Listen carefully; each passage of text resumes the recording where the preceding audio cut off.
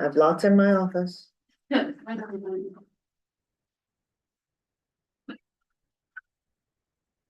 Wait, let me see. Tom actually said he might just be for the regular. But I think Wendy should be for both. Wendy was there. Oh, she was. Yeah. Yeah, Wendy and Kathy had it. Okay, now, I'm here. hello. Can I just? We're just getting things set up here, so. Yep, you're good. Just about there. Magic touch.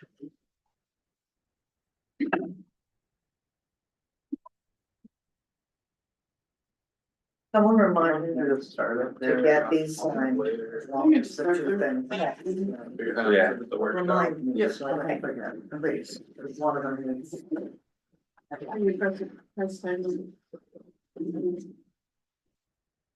Yeah, honestly, I guess I'm so jaded, I just expected a few more. Well, there you go. That's, I mean, It's a happy day. it's just the world I live in.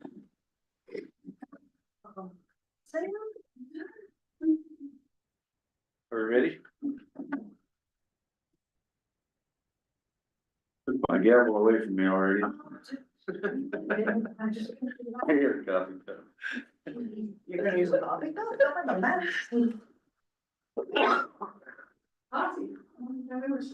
He's not drinking coffee, he just got the cup. He was like, oh no, it's Just water. warm water, yeah.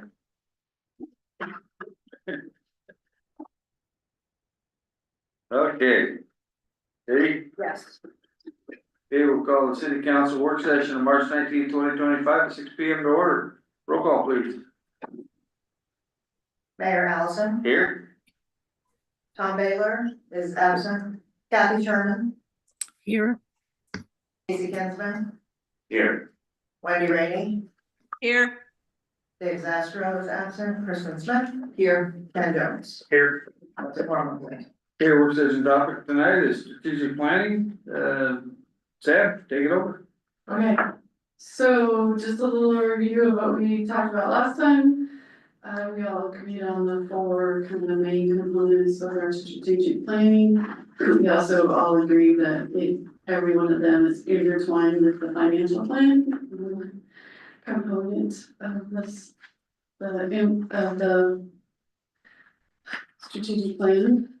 So we also agreed on four top ones to talk about, which was pool, recreation, high school, public safety building, water infrastructure, sewer infrastructure. We also did a lot of talks about grants, loans, and special assessment districts. So Kevin and I spent a little time trying to navigate the brand new gov webpage.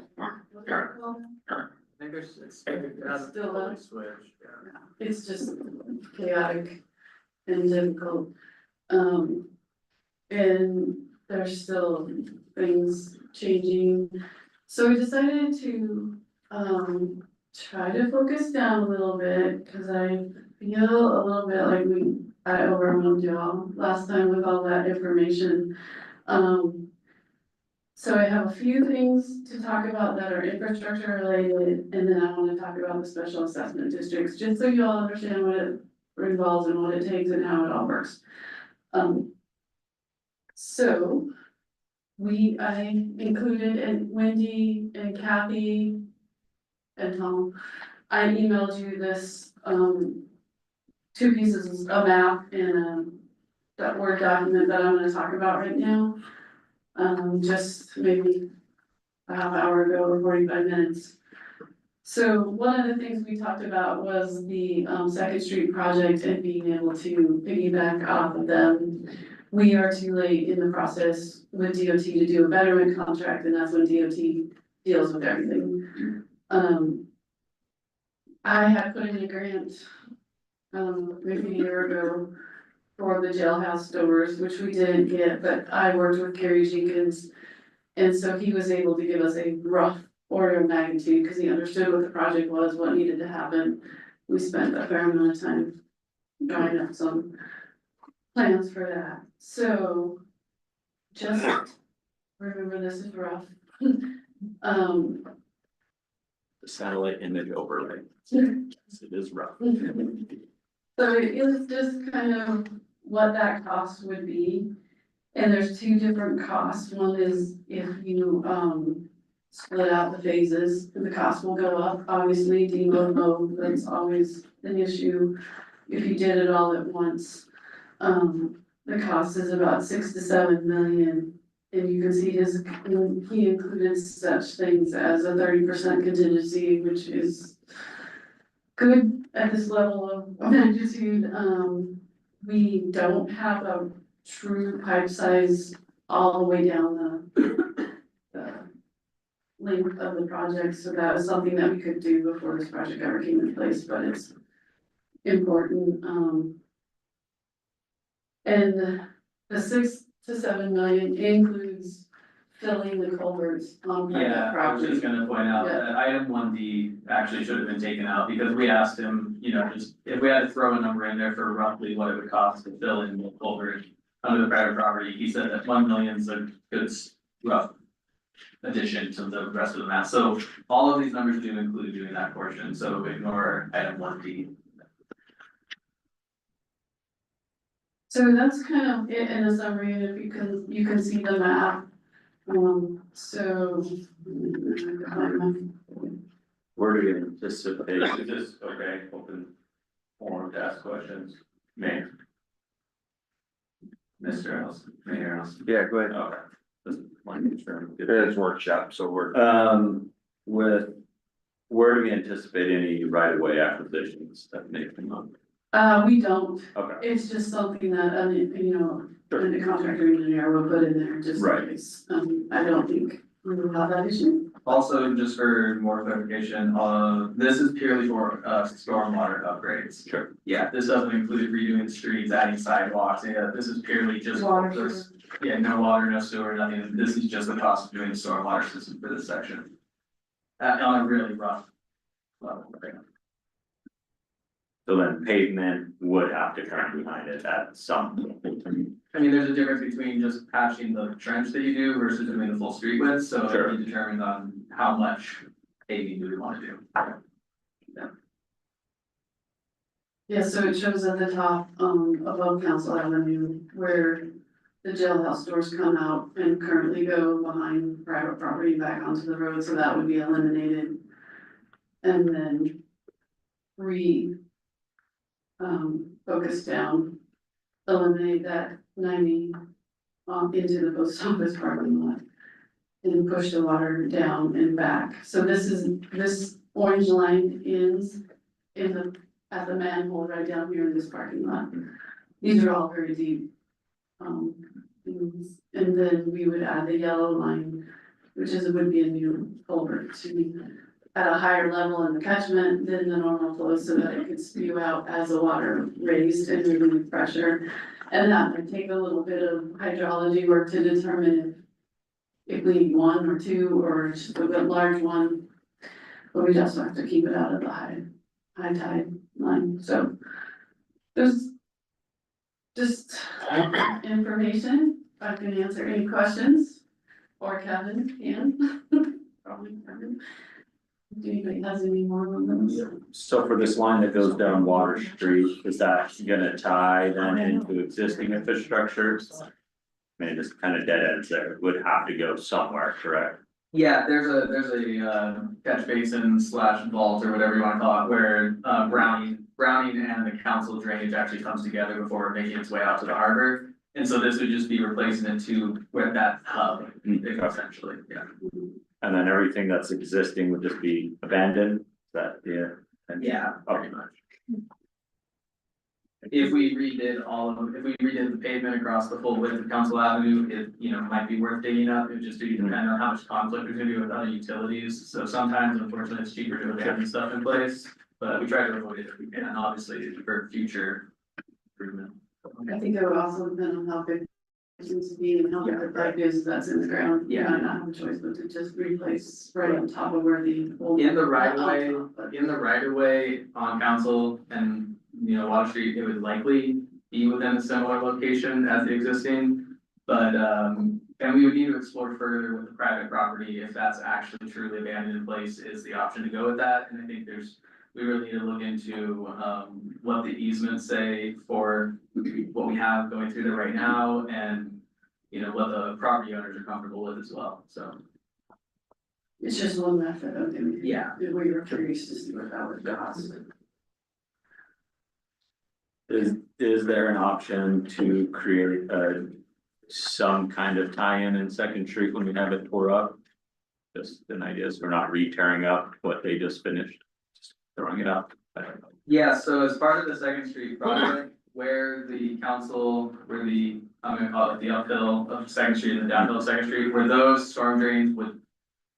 Where they currently tie into, Second Street and where the future extensions would be, they're upsizing those manholes there, or manholes not right, vault, or I can't think of the right term, but they're upsizing that to accommodate, knowing that in the future, we're gonna need to do this project. So we did get that included as part of the Second Street project. And so technically, to answer your question is, yeah, they are installing those new vaults that would accommodate the new system, so it would be a potential time to do it while Second Street's opened, otherwise we would have to Tear into. open it back up to do this at a later date, yeah.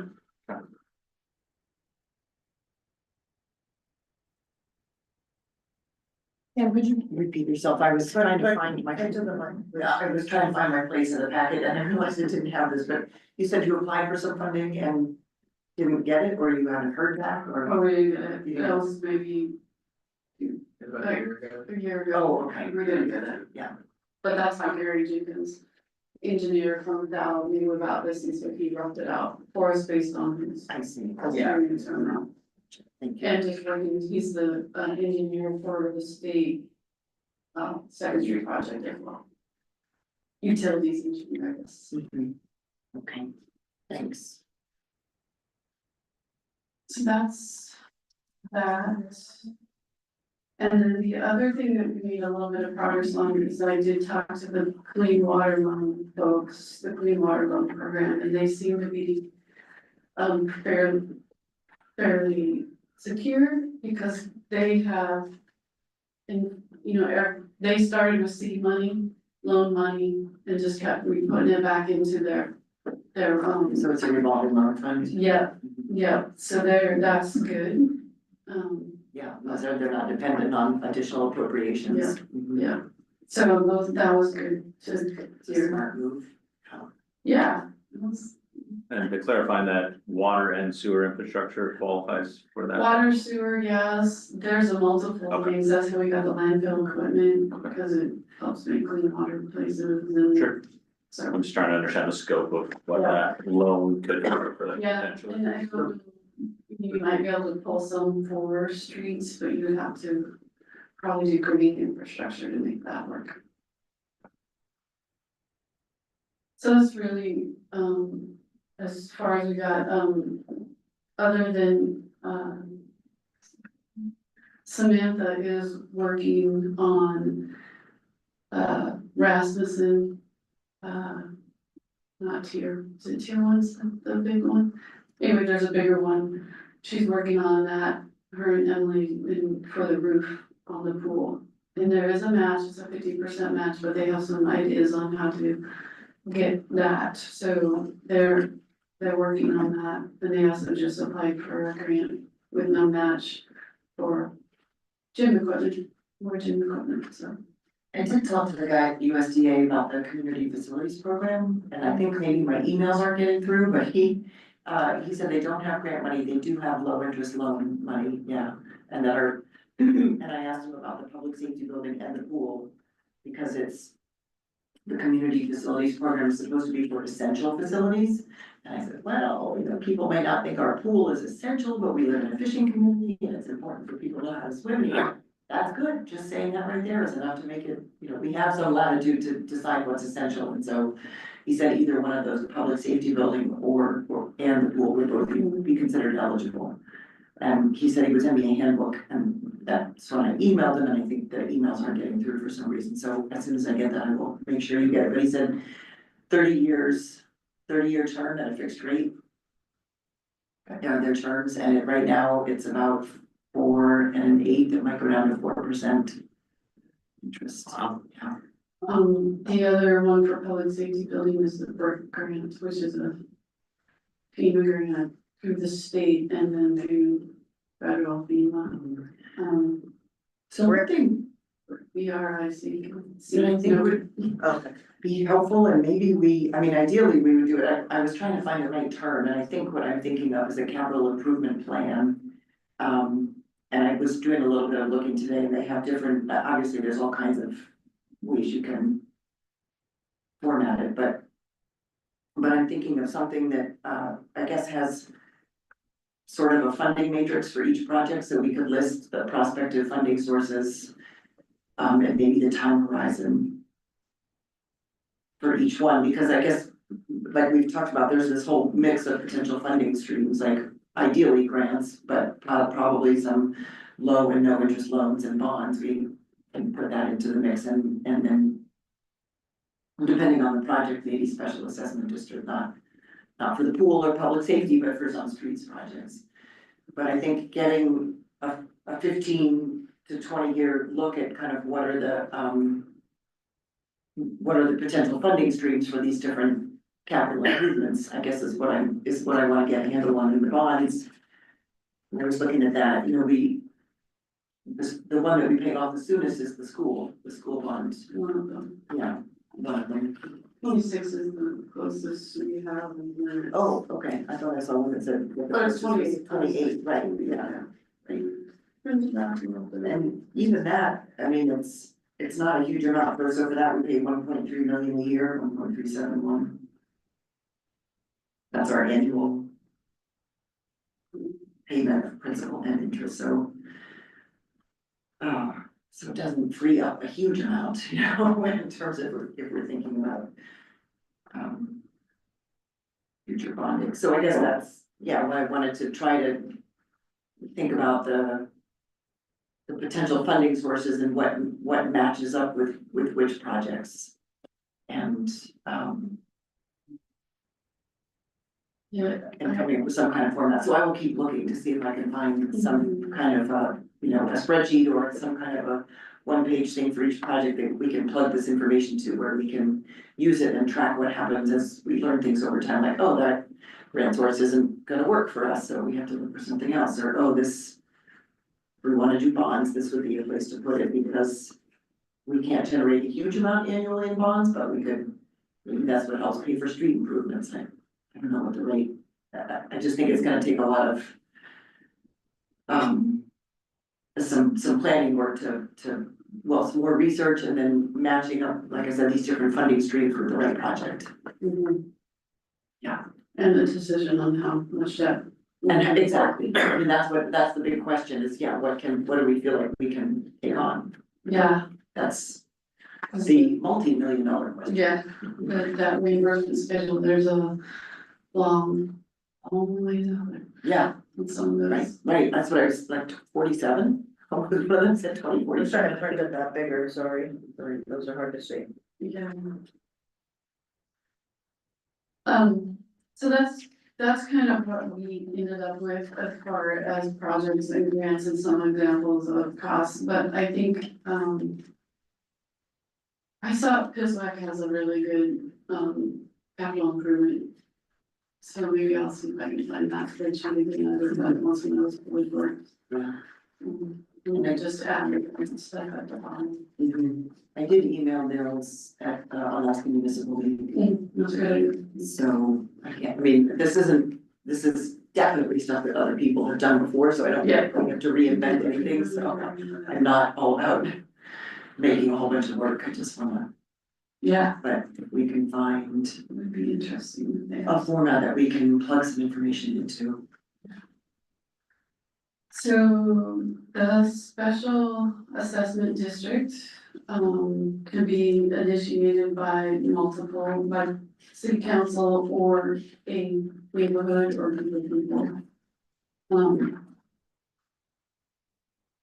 I think that one thing about it allows us to look at some very specific places, especially where there's been a lot of concern from the neighborhood. And we talk about it in those terms. It's a fairly lengthy process by the time you go through all the report and, ordinances and things, but not undoable sometimes. The most interesting thing I thought was that in the charter, it actually says we can bond for this. And without a vote of the people, because it would be a paid, guaranteed by the assessment district. So I don't know if anybody has any questions on the process. I mean, I feel like the code actually laid it out fairly well. And then I just did a little bit of it. So because it is code, we're able, that can be a council decision. I know one of the comments was changing it from 15 to 20 year. Yeah, I feel like the 15-year might have been a 2,000 may have been an okay amount, but yes, that part is in code. It is not in the charter. Or we could leave. I mean, it could depend on how much, whatever the project is.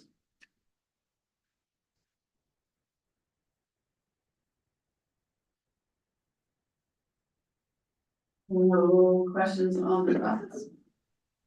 Pretty straightforward. Mr. Mayor, Yeah, go ahead, Kathy. I just wanted to thank Sam for putting this all together. It was very interesting and it is somewhat familiar to me. And I believe when our neighborhood did this, it was initiated by the neighborhood and they came forward to city council. I liked seeing your examples in there. I was also wondering if staff might have other or specific ideas. My first thought was, our neighborhood was kind of new, and so I can see how that happened. If there are neighborhoods that have come to the city continually asking for certain things, I think that would be a great way to go. But I was also wondering about, can we use this special assessment district to, and I'll just use an example, the land beside beside Davis Avenue as you go up towards the ski hill, is all, I believe, city marked available. And I believe one of the lots might have been sold, but there's no road access there. But could the city create a special assessment district to put in a road and utilities or sewer and water to a specific area that could be then developed, and the lots would be sold, but the assessment would be on top of the cost of the lot as well. I was just wondering if that is a scenario that actually works, or if staff has other areas that could be developed for potential land sale. Well, I think the issue there would be that the bond payments would be started, so we would be paying the bond payments. I mean, we wouldn't see this money coming back to the city for years. Yes, Maybe. correct. I thought that through. Yeah, so I mean, I'm not sure if it seems like a stretch of the idea. I could talk to Shay, but Shay Bowman, who works at, Rural Cap, right? And it's, partly, I think, through her job, but also out of personal interest, she's been looking really hard at places to build. And she had talked about that stretch of lots on the hill and finding some grant money that you could use to actually blast out to level some of that area. And that there's some kind of a self-help program for, like, if you got 6 families or 6 households together, you could get funding to build, and those families have to put in sweat equity to help do the building, help actually do some of the construction. But it just makes me think, like, could you stack that up? If there was a group if people were developing those lots as a group, could you then do the assessment and going to start getting paid off a little sooner. How about sell them first? Sell them to people at a low rate and they know, and they sign contracts that say, and a special assessment district is coming. That will make roads for you at your expense. But that would be part of it, and they'd know upfront. Possibly, I don't know. Yeah, so I guess to answer Kathy, I think, we need to confirm this, but that isn't an uncommon thing. And it is a tool that I think we could use for recovering the costs.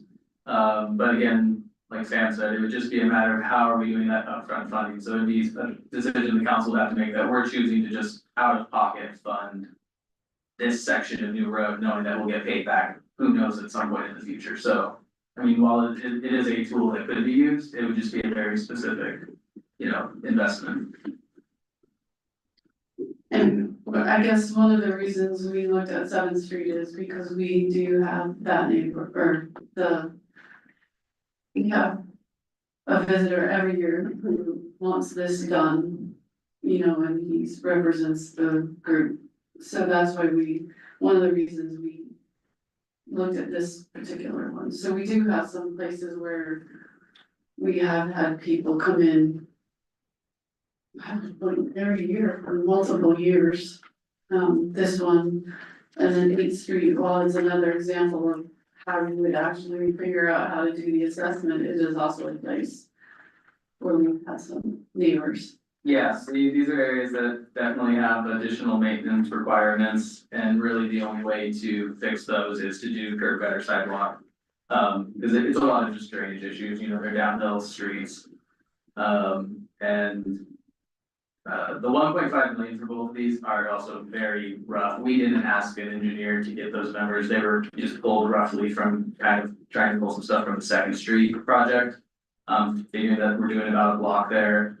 So again, that number could be lower, could be higher. I don't know for sure, but just wanted to say that's a pretty rough number. It was more of just an example to show how it would break down and what what an estimated cost might be. And we could look into development. I think that price tag is really high, really quick. And again, we go back to priority, if we fund that up front. And then, what about water, sewer, those kinds of things, public safety, so. To kind of figure that part out. So I got two, I guess, questions. So one, my understanding of, you were talking about the hillside above where Kathy's neighborhood is. I thought about half of those were already privately held, last time I looked at the land use map. We own the stuff along the Ski Hill side, Hmm, the Ski Hill side of the road.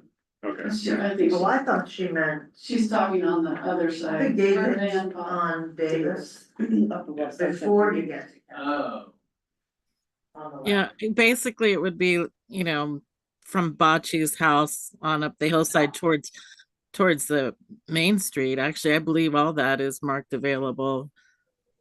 There's still more. But Yeah. they're far down at the very far end, more towards the corner, closer to the highway.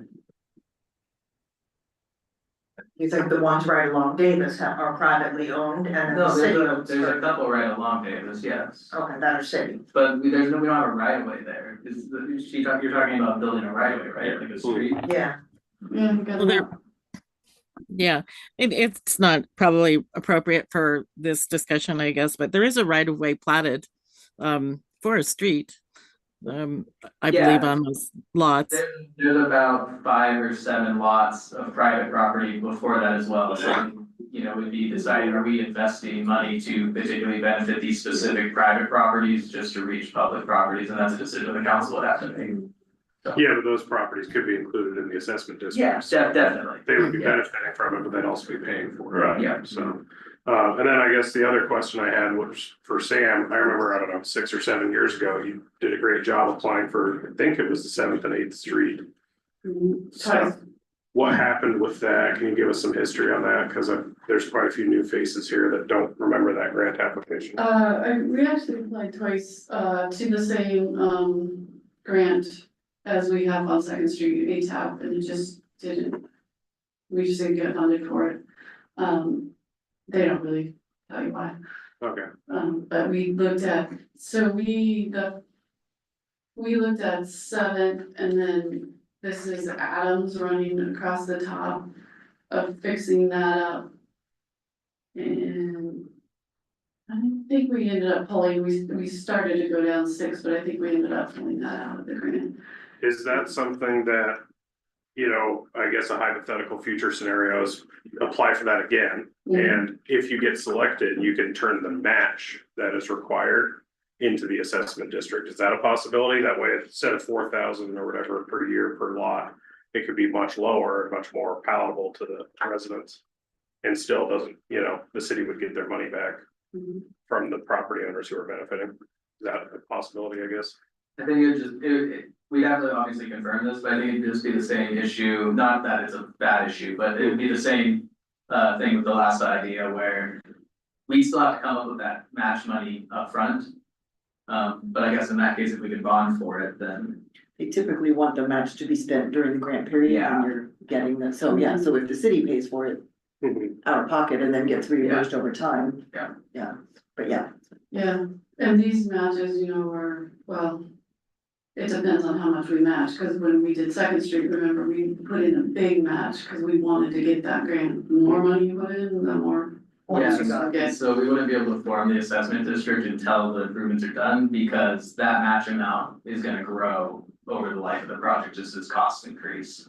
So it's something that, again, you know, we pay for upfront, but then I think we have to look into it, but I think we could recover that match potentially, but the match wouldn't be able to be paid that way unless we set the match at a certain amount. This is what we're bonding for, and then the city guarantees that they'll cover whatever overages out of their pocket, so. There could be a way to do it. Yeah. And those matches are paid by phases, so like there's environmental is always first. And that's, you know, whatever, 10 grand.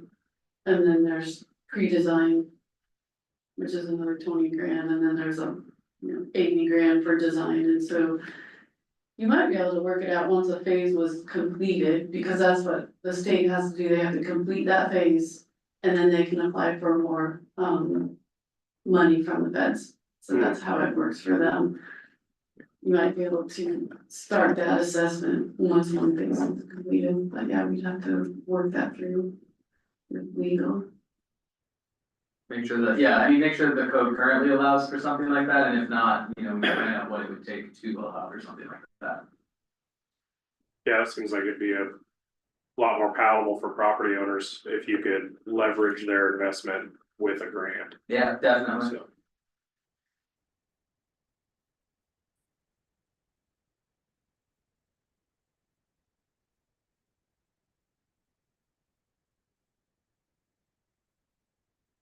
Those, that's kind of special assessments in the world, but some of the other ones that I, also aren't in this code specifically, but that I heard, some of the EMS. You know, you could do an assessment for EMS services. Which is paid by everyone, obviously, so I guess it's more of a tax, so I'm not quite sure how you fit it into there. But that is also another issue that we've been talking about is, you know, our need for maybe another paid or 2 or 3 paid, not 3, paid staff members for EMS. Because those are our biggest call volumes, and volunteers are slowing down. We have amazing volunteers, yeah, once we have really good. So those are other things that we could think about looking at, but I know nobody wants to do that, but. I guess on Mr. that subject Mayor? matter. Yeah, go ahead, was that Councilor Rainey? Yeah. I don't know like what's involved in doing this, but what are the possibilities of looking at annexing White Shed? We'll need to budget some lawyer time next year, if that's something that we wanna look into. I mean, it's a big process, Susan, I really don't know a lot about it, but it's a very long, large process. well, it would be worth doing some estimate too, like how many properties. What's an approximate value, what would that mean in tax revenue, I mean, it would be worth. just getting a handle on that so that we knew what we were. Determine if it's worth it. Right, yeah. Well, that would be another opportunity zone. There's already a bunch of private property out there, so doing an assessment district to extend that road to White Ship Point, that could be an opportunity zone for the city to. If you annex it, then you could, I don't know. Get that road extended even further and open up those lots for more housing to be built eventually. So, Or just ask MDE to put it on their tribal transportation program. Yeah. And they could get money to build it, I mean, that's how they build it. Cause that road is not city maintained currently. no, City boundaries in right after the bridge, not too far after the bridge, before the. That's where the maintains thing it? ends. Who maintains it now? State. Oh, the state No. does? No, I don't think so. I think, NVE. NVE No, does. sorry, I thought you meant out to the bridge. NVE, private individuals. Yeah, sorry, I meant to the end of the bridges. But I guess so, before Councilmember Rainey, I was gonna ask about the dispatching, question that you were talking about. Do we still charge that E911 fee? No, No, we do not. Do we have the E911 implemented? I know we were working on it. Okay. that's a lot, that's another, expense. Pretty expensive. We talked about reinstating that fee, we worked with the telephone guy or the, what you call them, telephones, wireless phones. And we made progress there, and I think, I feel like there was one thing we needed to get to.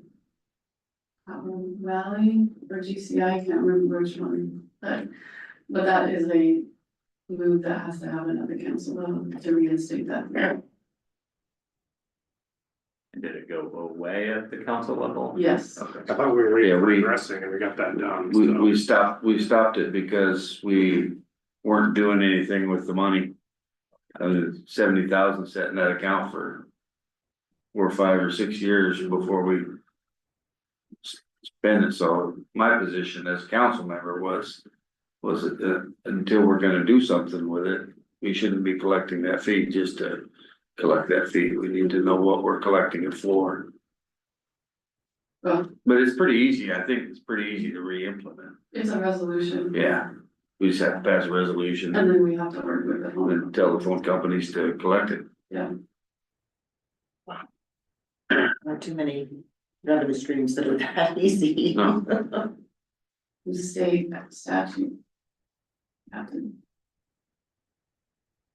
Have to navigate the state statute, so you're no, saying, that's required by. oh, Uses for that money? E911. The creation and maintenance of that system. That's all we can do with it, okay. And that fee can be adjusted up or down depending on how much revenues we need from it. But I'd just like to, on all of this stuff, I'd like to.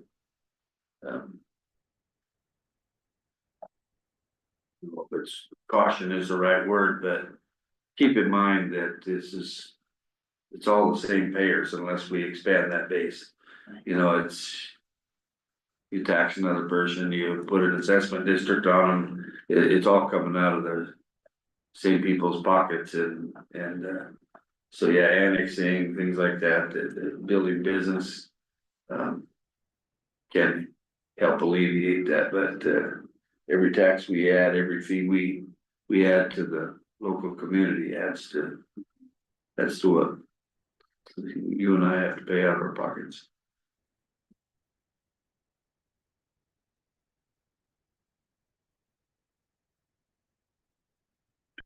but we have to know if the services given in an annexed area cost more than we could make in the property tax Yeah. brought in by annexing that area.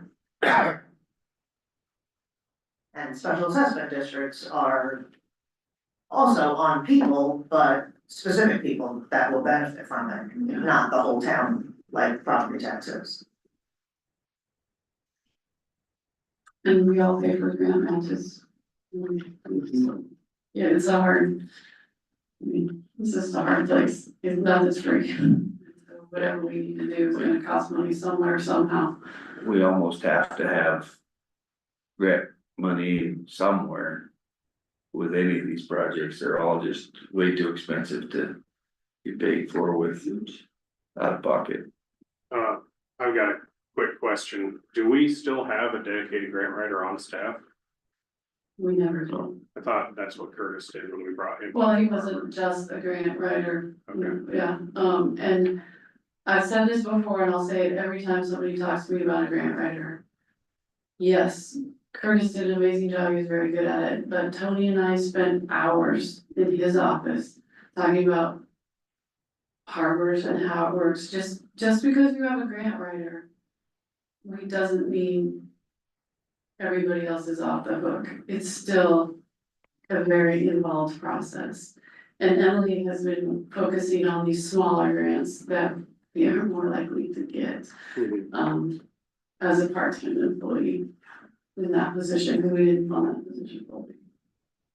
Yeah, the grant writer is the generalist. I mean, that's Yeah. when I was at the watershed project, I was a fish biologist, I would go to Ken Hodges or Stormy or Steve and say, tell me what is happening at this spot, and then I could go back and write about it, but. Yeah, so the grant writer pulls it all together, but you still have to go through this planning process and pull all the pieces together. Yeah, But, which is not to say, I mean, we need it, we need that kind of capacity or that, you know, some parts of that process. So, yeah, I think though. We have to know what we're writing grants for. absolutely. You know, we throw 100 grants out there and then we get 5 or 2 or even 1. Yeah. Do we have a match? Do we, you know? Well, I think that's why it comes back to having a capital improvement plan and sort of laying out this, matrix of like, okay, rebuilding the pool, here's 3 or 4 possible funding sources and the funding parameters, you know, this one funds this kind of work, this one has a grant deadline of such and such, this one only makes awards of 2.5 million, but we need 11, so, you know, kind of finding the right funding sources for each of the projects that we have, and I know that's a bunch of work, but, it Well, doesn't. it's also still like. If one person's doing the pool and one person's doing the public safety building, and then we get grants, we have matches. So Nobody I, wins.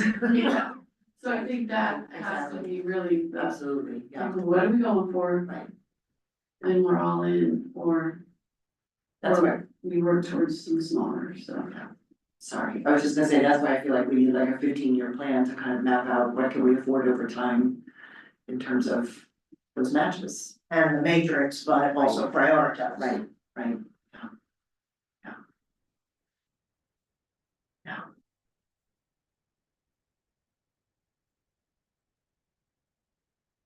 So Sam, if I find, I will work on finding some kind of a spreadsheet. Maybe there's one that we could use per project, some kind of format, and we could tweak it, and then you and staff could work on, I mean, what we could do is try to do these first 4 priorities, just as examples maybe, to come up with some kind of a profile or funding matrix for each project as a beginning. Seems like, I don't know if we're in 100% agreement these are the top ones, I mean, I'm not completely sold on the idea of tying the pools completely to the high school, because I feel like that's. Neither is Samantha. I mean, I just think that the high school is a longer term prospect, and we need the pool before, we're gonna need a new pool before we need a new high school. Seems like. I don't know. School year, you say I was that. gonna say. Yeah, we don't know who you're talking. It's not to say that the school is not important, but anyway, They are out of space and Yeah. will be in the next 5 years. yeah, that's true, that's absolutely true. Anyway, I just thought we could pick a few of the top priorities and try to work out the format for this, and then use that to fill it out, and I guess I'm in my head, at this point, I'm picturing like a 1-page profile for each project, but then also somehow putting together the funding needs over time for what we need combined for all those things, so we could get a handle like what can we afford. So that's the big question. So how do we get that, I mean, what can we afford, how do we determine what we can afford? That would be one question I would have, like, how, I mean, there's a limit to how far we can go in debt. Yeah, Yeah, but that limit is huge. Yeah, it's compared to- ridiculous. Yeah, it's a number that none of you ever want to approach. no, Because we'd be at 30 mils yeah, to Yeah, be paying. I mean, and if we're gonna obviously, we're only losing one loan payment, grant bond payment, whatever. you wanna call it, in the next 3 years. Yeah. Not until By like 28. 28, and then it's into the 30s before we lose any more payments. So how much do we wanna go there? And yeah, grants are there, but we still have matches for grants. So how do we, I think just looking at some kind of assessment, to me, if our sewer system fails, we have to replace it, we don't have a choice, and now we're going after, we had this opportunity to be proactive, it's gonna cost us money, but if we have to catastrophically replace it, that's a whole different world and a whole different price tag associated with it. That's just an example. So looking at it through that lens. Do you think there's any parts of town to do a sewer upgrades with using a SAD? Special assessment district? Or is it too comprehensive of a The project? sewer system itself doesn't need much work. We have a pretty decent, like the actual sewer pipes are pretty decent. Where our issues with the sewer system is with the wastewater treatment plant and the Odiac force main. and Those are, stations? well, yeah, and as lift well, stations. you know, the lift stations always need to be either upgraded or, you know. They need constant work and upgrading. But yeah, the two big ones are the treatment plant and the Odiac fluid force main, and So those are big projects, those are not special assessment districts. no, those are community-wide impacts. And so, and just listening off of our last meeting, there is a possibility, however high or real it is, that DEC can come back and say, this doesn't meet it anymore and it doesn't cut it anymore, and you have to do it now, or by this time. We're gonna give you 5 years, we're gonna give you 10 years to do it. Again, that's a whole different, that's a very reactive place to be, and for me, going into these meetings, is how can we be proactive in this? So, I think that's what we're doing. yeah, Trying to figure no, out what I'm we're grateful for it. Spend and, you know, I mean. If you're looking at a $20 million project, I don't remember what this, That's what was on the there. wastewater. 40 million for a new upgraded facility, it was like, I think 44 million or 40 million. It was like 24 million to basically just clean up the one that we have. Okay, so whichever one of those would, I mean, you're gonna have to bond to make a match. Yeah. Or you're gonna have a payment that, I mean, sewer and water already have payments. You know, so if we try to take that out of their enterprise funds, they're just gonna go further and more. Which, you know, what comes out of the general fund is, I mean, just like the schools. Got a sewer plant. So that's state DEC that would come and tell us that? Yeah. And when LT2 happened, that was federal and they had grants to go with it, because they knew they were mandating us to do it, so they. Well, they mandated everybody. Yeah. It wasn't just us, so Right, that was right. the, I don't remember what the LPT part stands for, but basically anybody with open water sources. Long-term, Like treatment. oh, like cryptosporidium, I know that. Yeah, good job. Anyway, yes, so we got, yes, we waited a long time to do that, and then we got it. But so when DEC does this to other communities and gives the hammer, I don't is know, there ever any granting involved in it? I'm they wondering. might just find us. Oh, they can only find us. I know, I didn't say only, I don't know what Say the they could be more than referendum. only. And just for context, you know, if the city just 100% funded it, you take 40 million over 30 years, that's $1.3 million a year in a loan payment. That's not including interest, obviously. So just for some rough numbers to work with, you know, How many years? 30 years. If you get a 30-year repayment on a $40 million loan, you have a little over 1.3 million. Well, you can't do it without interest. I know, I didn't pull up an interest calculator. You don't have that on So phone? the state doesn't have, does the state have for the clean water? It's a low interest loan, and typically it depends on your application and the community and all that. A high portion of it is forgivable, but you really don't know what that forgivability is gonna be until you start getting into the actual details of getting into the loan. And does that We used to- apply to the sewer treatment or is that just Yes, for drinking? yes. It does, okay. Those are clean water includes drinking and wastewater. They want the water clean, coming and going. Great, I mean, they have, yeah, So you can fill out a questionnaire.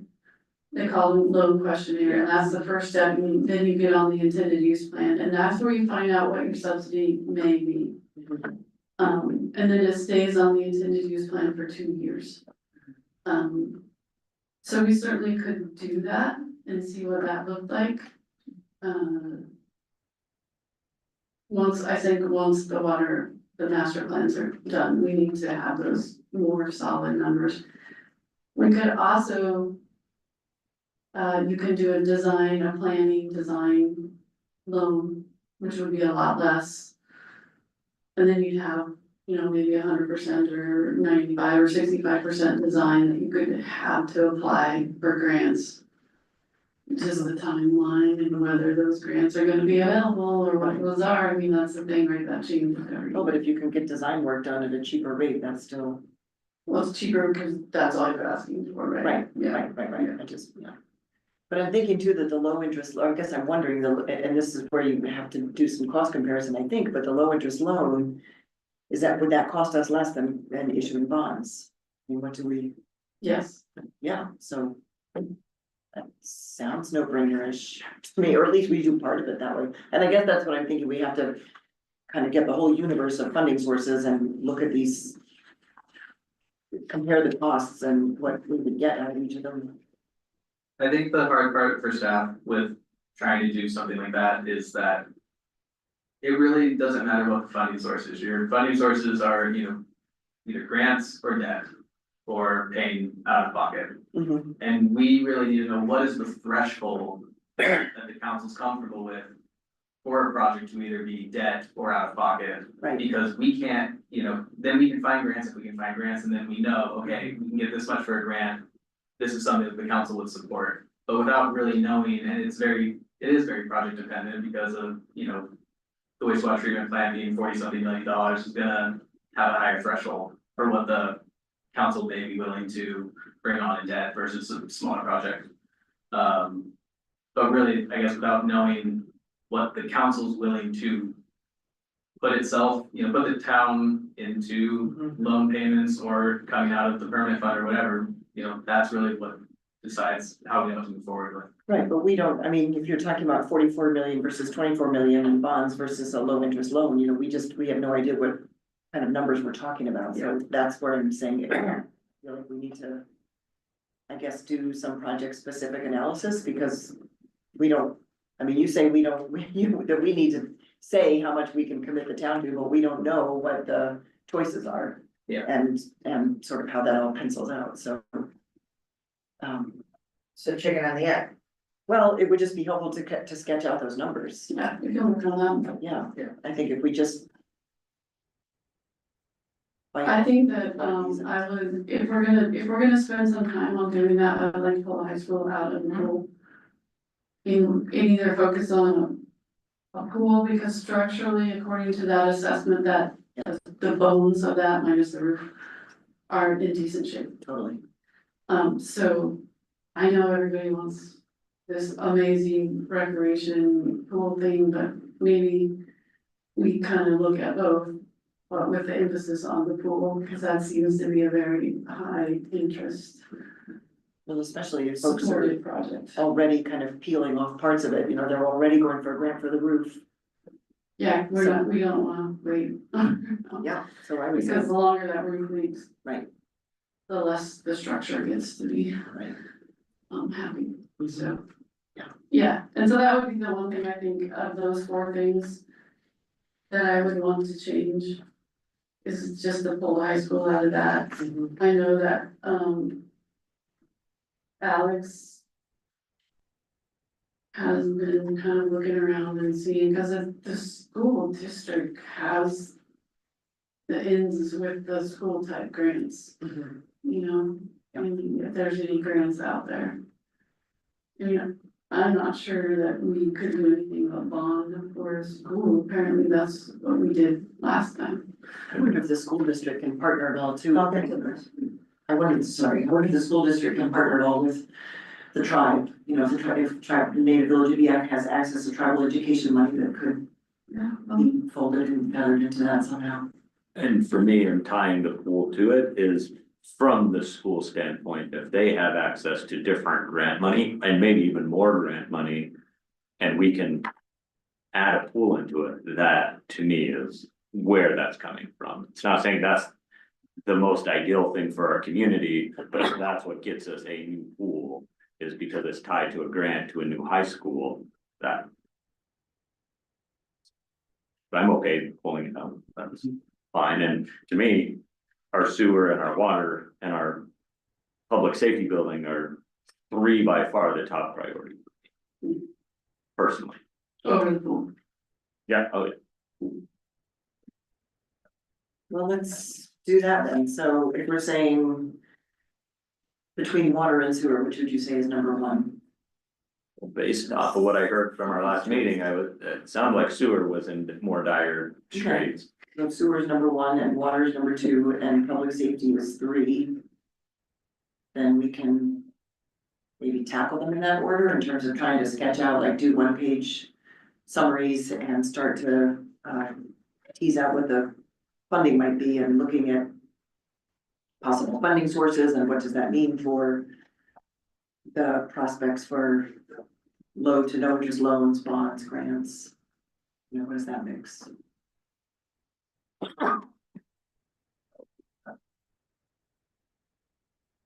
No other nods on that, just to, so the manager's clear? So we're not talking about the pool at all? I was putting the pool as number four. Okay, I didn't hear you say that. Yeah, sorry. So we're just kidding. I would agree with that, and also I think that helps formulate our matrix a little bit better too, and we can focus in on what we need to do. So I think all of those things are important, and we've probably listed them, maybe not like the community would be thinking, but we know what needs to be done, so.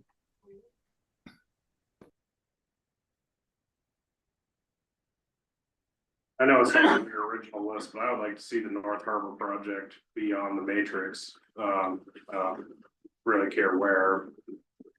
Number one for me, but I know not everybody else agrees with that, but we have a science center building, we're gonna have to pay $1 million to demolish here pretty soon unless we get it to do it, and leveraging private investment. Just makes sense to me, so, and there's a grant available that it qualifies for, so I'd like to see that not go by the wayside in the strategic plan here. Well, I don't think it would go by the wayside.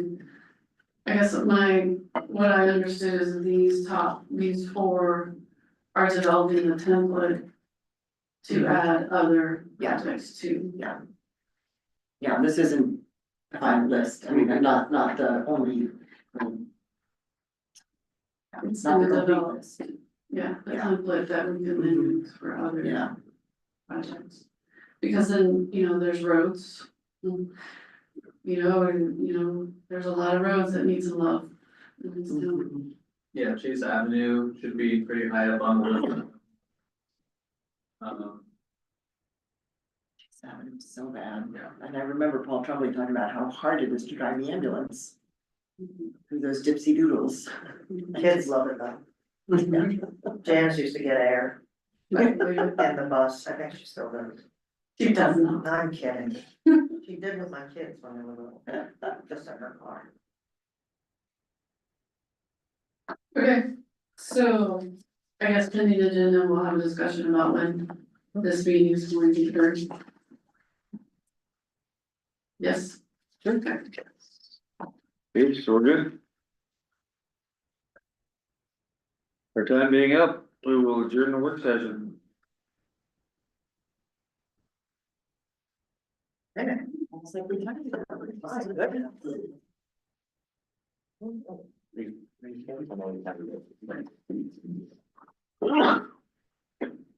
Dave, I have some cough drops you want? Yeah, you got some Skittles. Air back there. The restroom.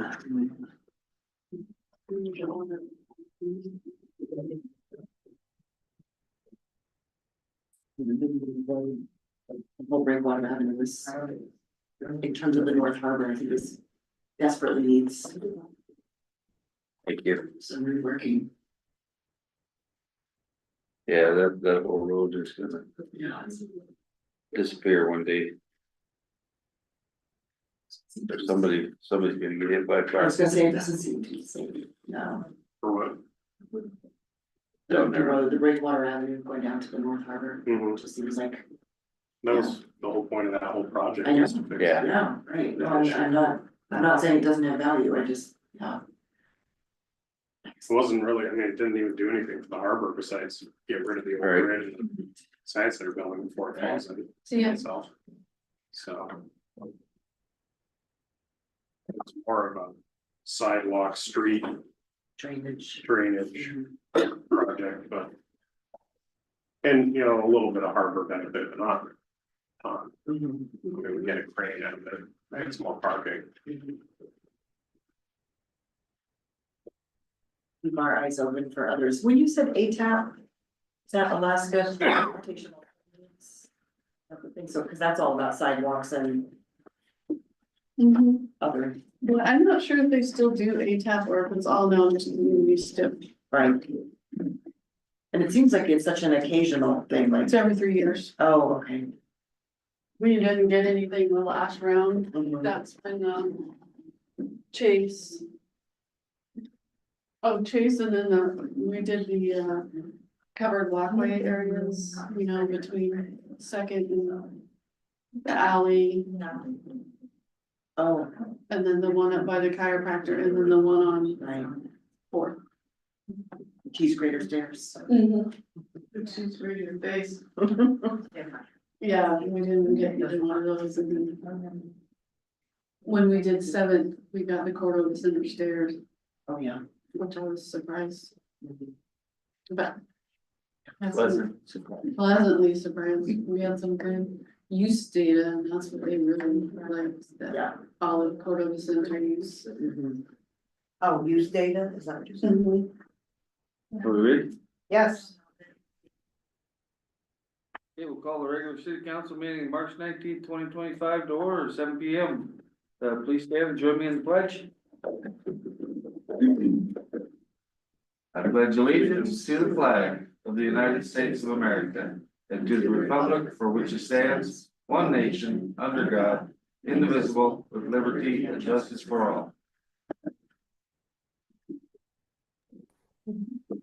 Roll call, please, Susan.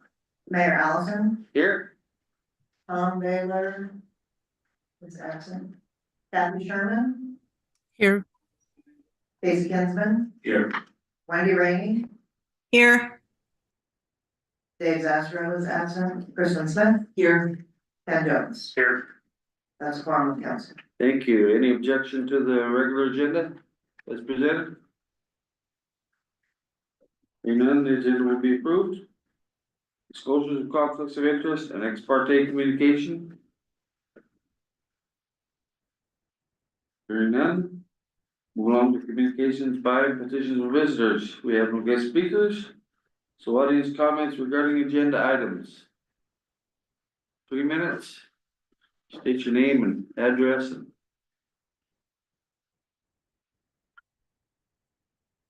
Hi there, Bill Lindo, 1103 Pipe Street. First, I wanted to make sure that I'm entitled to speak to this item because it's not necessarily on the agenda. There are a couple of letters in the packet related to the North Harbor fill lot. And so, am I allowed to speak on that? Yeah, go ahead. Okay.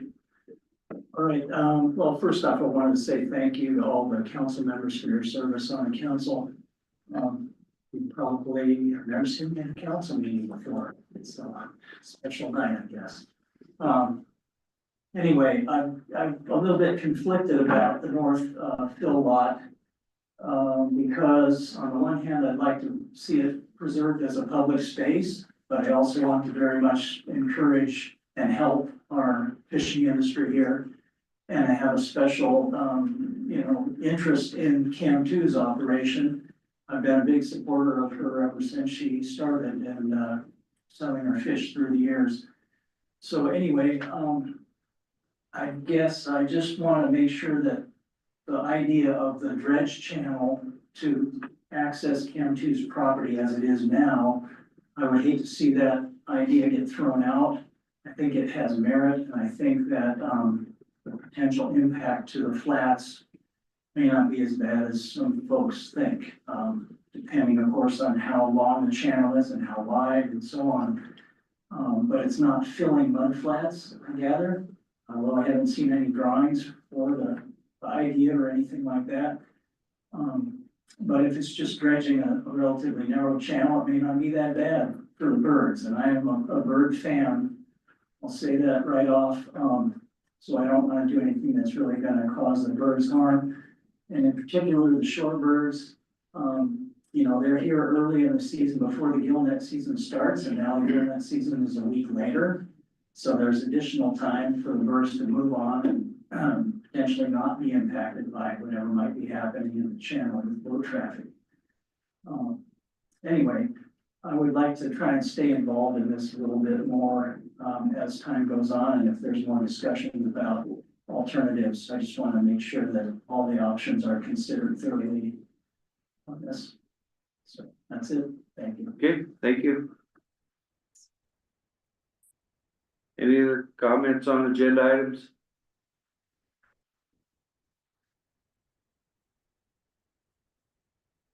Okay, hearing none, then we'll move on to chairpersons and representatives, boards and commissions. Is there anybody from the health services board or school board? See any? We have a couple reports in our packet.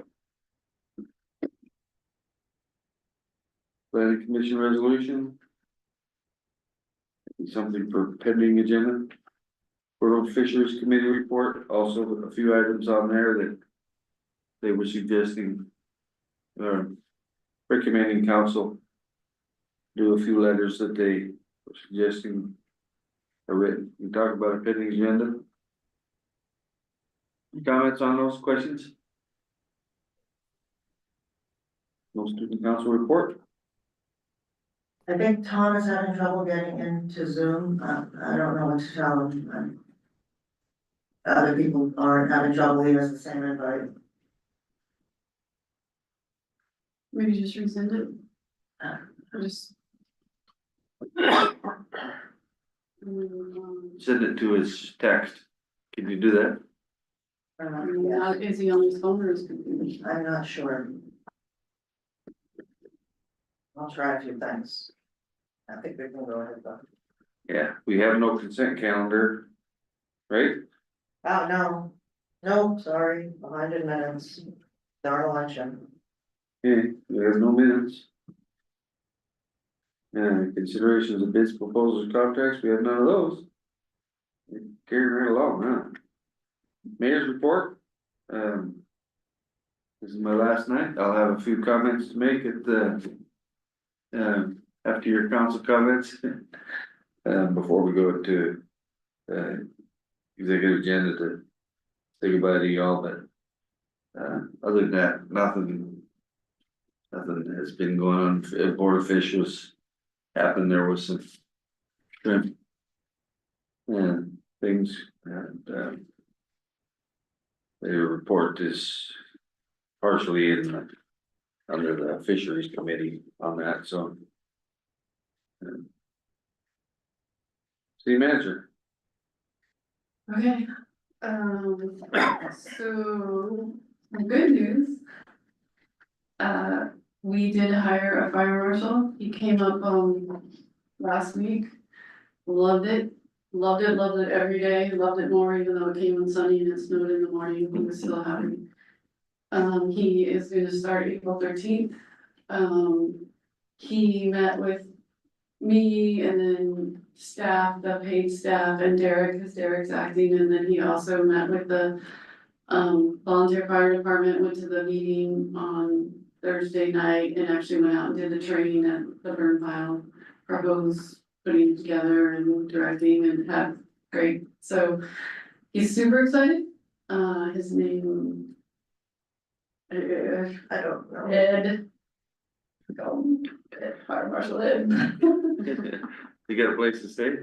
He has a place already, he had an apartment viewing while he was here, he had arranged that all, he was very excited about being able to come to Alaska, so that is great, the staff liked him, the volunteer fire department liked him, he has a lot of experience, and he's an instructor, he's certified EMT already, he's national, so it comes in, there's no having to go through the Alaska stuff, and yeah, he just has a lot of experience, especially in fire. So that's good, that was very nice. We've had a lot of finance director applications that we're waiting through, coming through from Indeed, which we've had, well, one lady just pulled hers, but we've had 3 or 4 that have some kind of county or municipal and 1 school district experience, so we're trying to focus in on those types of applications. I just said the first person pulled her, so we're not pursuing that one anymore, so we're moving down the list. We got like 30 the first day, and then after that, it really slowed down. It was like, what? We have an HR person interview on Friday to fill that position. We'll see how that goes. We have not had any DMV applicants.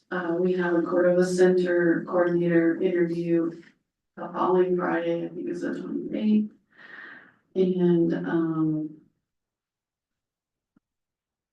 yes, no other real action going on with the other jobs right now, but still good. The delegates turned in, hopefully we'll get that, and that will help with the Second Street match. And hopefully they will continue that program, that sounds like something they're trying to continue is. They are federal, I don't exactly understand how they work, they do get federal funding, but because they're state, you can use it for a federal match. As long as it works. So hopefully that will continue. We worked with Hana, I worked with Hana on the community block grant to try to replace their generator, so we're trying to get that rolling. That's not due until the 28th of April. But I don't want to wait as long as I did to do now. That's stressful. That's about all I have. I don't know if anybody has any questions. Go ahead, I Kirsten. do have a question, completely unrelated, all that's great, I'm hopeful for. It's great about some of the staff developments. But I wanted to ask about the old science center building, I know that we put out an RFP. For it, and I think the terms were you had to take the whole thing, like you could buy it for $1, but you had to make it go away. But and we haven't gotten any takers on that, so that doesn't seem like it's a hot item. But I feel like there's stuff inside, like there's a lot of beautiful hardwood trim, there's lab countertops, and I feel like we should try to salvage what we can out of there. I know it's not gonna make a ton of money, but there's no point in just having it all be demolished when some things have some value to other people, so I'm just wondering if there's a way we can. Ask Yeah, about I'm it. thinking about it. Okay, I don't know exactly how we would do that, I mean, take bids on the what, process. you know, you could maybe say like, it's gonna be open for these 4 hours for you to come take a look at and see if there's anything you want. And then submit bids on what you wanna get out of there, what somebody would wanna salvage. I mean, I know you can't just let people go in there at any time, cause it might not be safe, so you have to. Yeah, Yeah, we just, those check code right, bids. but I know there's some beautiful tuck fir trim and there would just be a shame to see all that go away. And I don't know what else there is in the way of furnishings or fixtures that somebody might want, like I said, I think the lab countertops, I think they would be interested. Counselor Jones? I mean, I guess if we're talking about this now, I'd like to see us put it out for RFP for somebody to lease it and heat it for us, so it doesn't mold and rot away.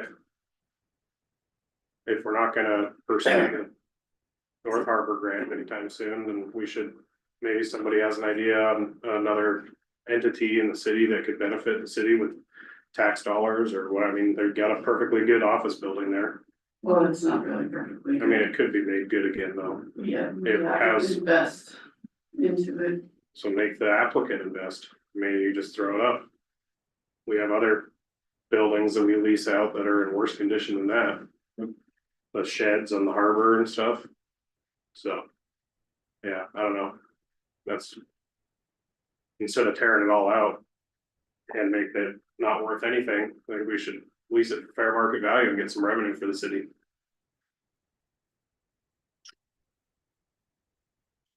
So. I don't know if that takes another, that's a whole big, yeah, that would be another.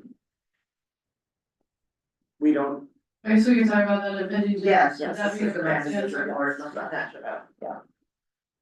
Can you put that on your list for pending agenda? Sure.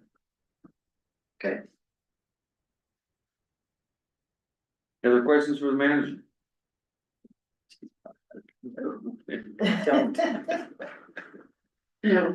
no, more like that. Thank you, Sam. Clerk, Well, hang on, what was the other pending agenda thing that already we had? Disposal of the science center or renting it. Right. And the meeting date for the next work session. There was one other thing. Yeah, there's the shipyard expansion. well, there's possible letters from the fisheries committee and planning commissions. That was the one.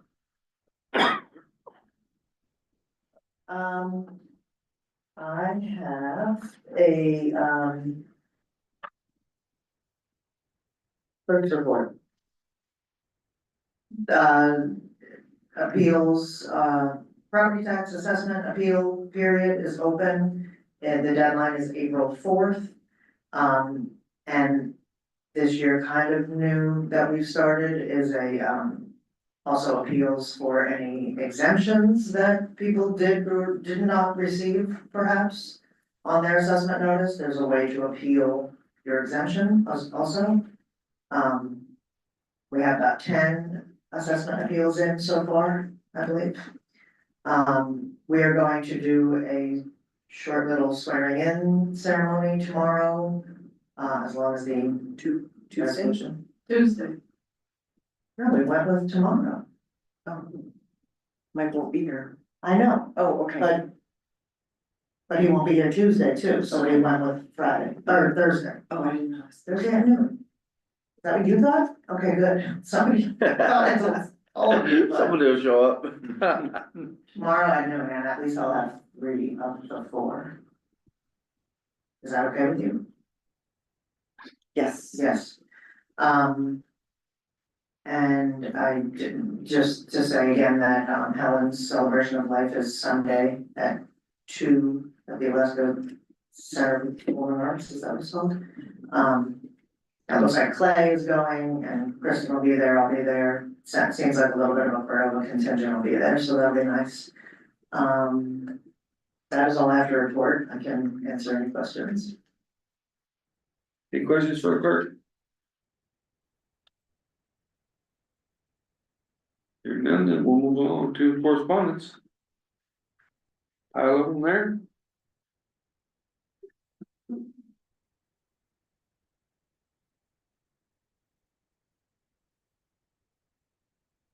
Anything we needed to deal with or put on the bidding agenda?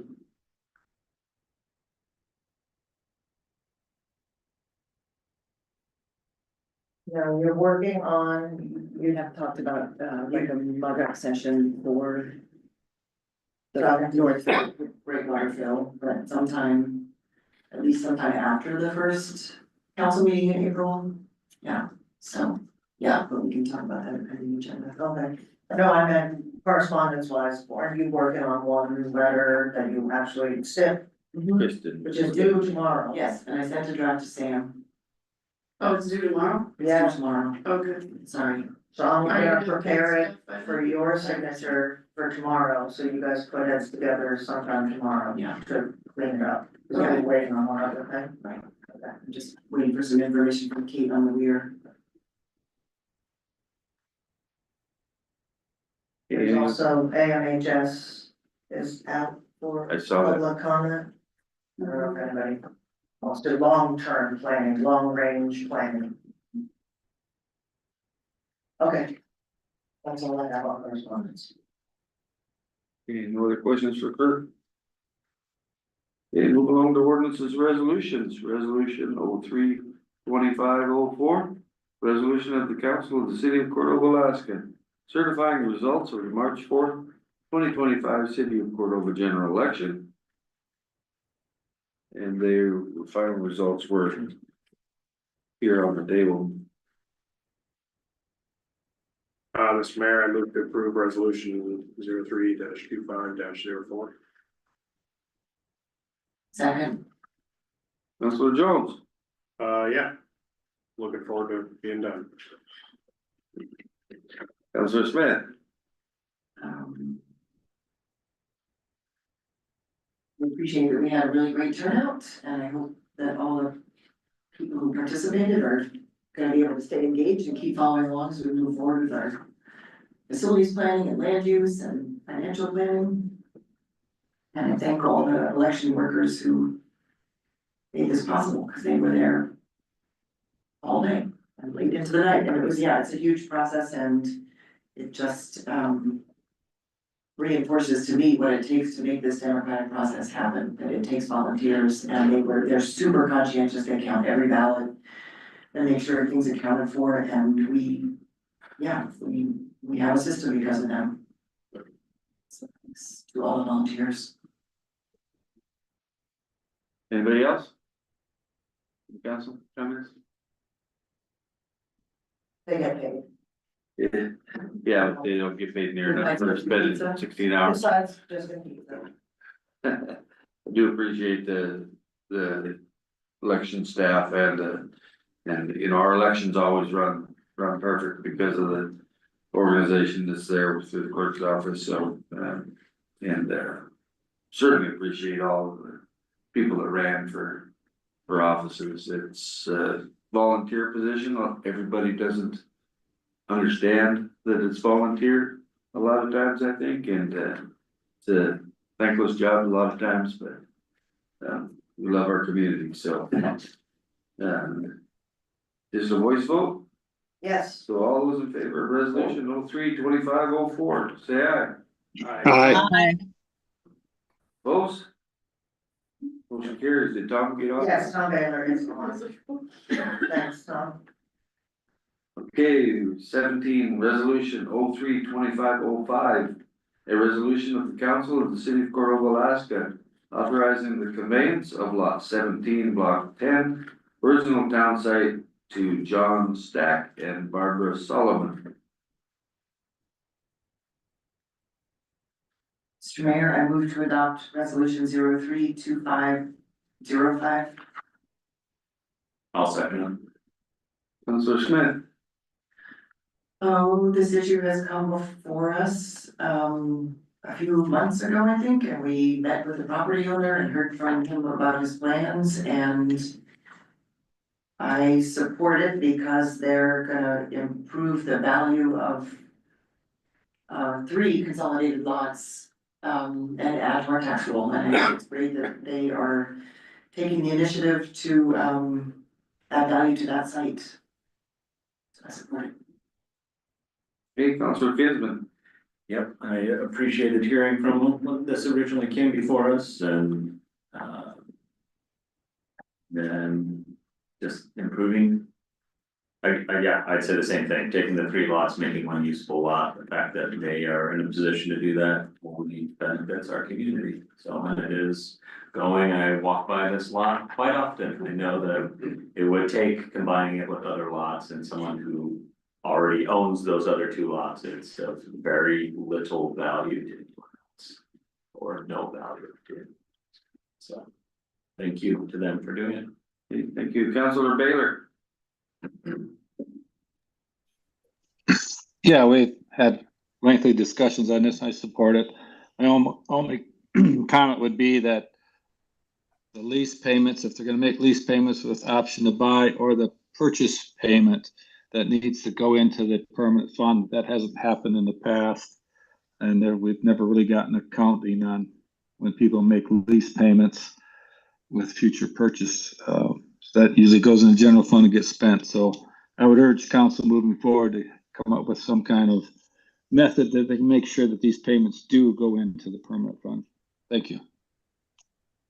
Thank you, Councilor Sherman. Yes, we have discussed this at length, and the potential property owner did speak with us, which I appreciated. I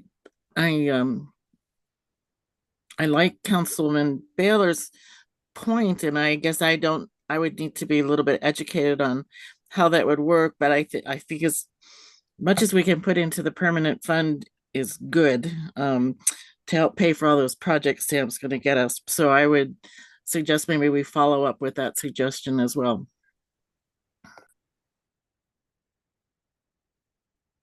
Okay, Councilor Zastro is missing, right? Correct. Councilor Rainey? Yeah, I support it. I'd also like to see us put some money into future projects. And that sounds like a good way to do that. I just need to see the mechanism for doing that. But it's a project I support for all the above reasons listed from everybody else. Thank you, Councilor Jones. Yeah, I support it. I guess my only comment would be I was surprised to see that 18,000 was all that lot was worth, but I guess there's an easement and some other issues with it, so I support it.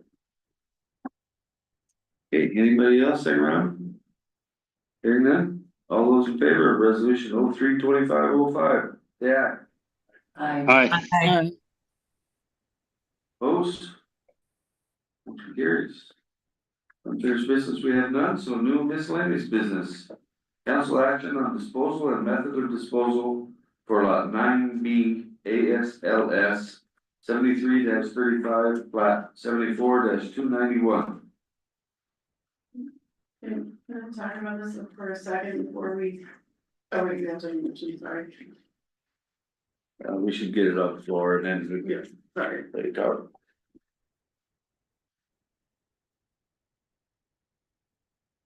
Mayor, Yes, Councilor. I move to approve a 5-year lease of lot 9B of ASLS 73-35 of Cordova small tracts, approximately 0.374 of an acre in size as outlined in Cordova Municipal Code 5.22.060B by negotiating an agreement with Bob Ladd, Jackie Ladd, Chris Bolin, and Angela Jepson to lease the property. I'll second that. Councilor Smith. Well, I made the motion partly to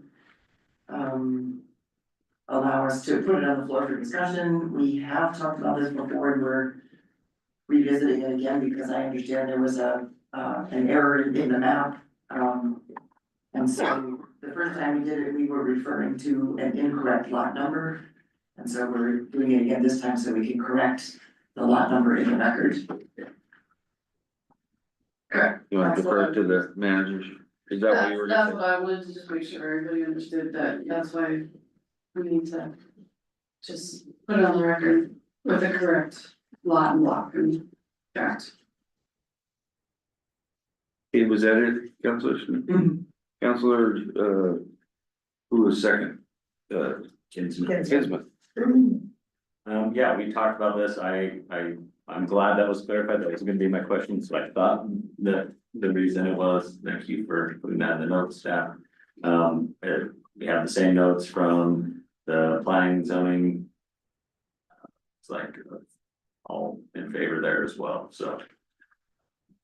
No comment, and we talked with one of the individuals who put a proposal in and as of one of the four and had a few comments to state, so, yeah, again. It's an interesting area that lease and no permanent structures and it's kind of a really niche thing for someone to want this lot, so, yeah. Okay, Councilor Jones?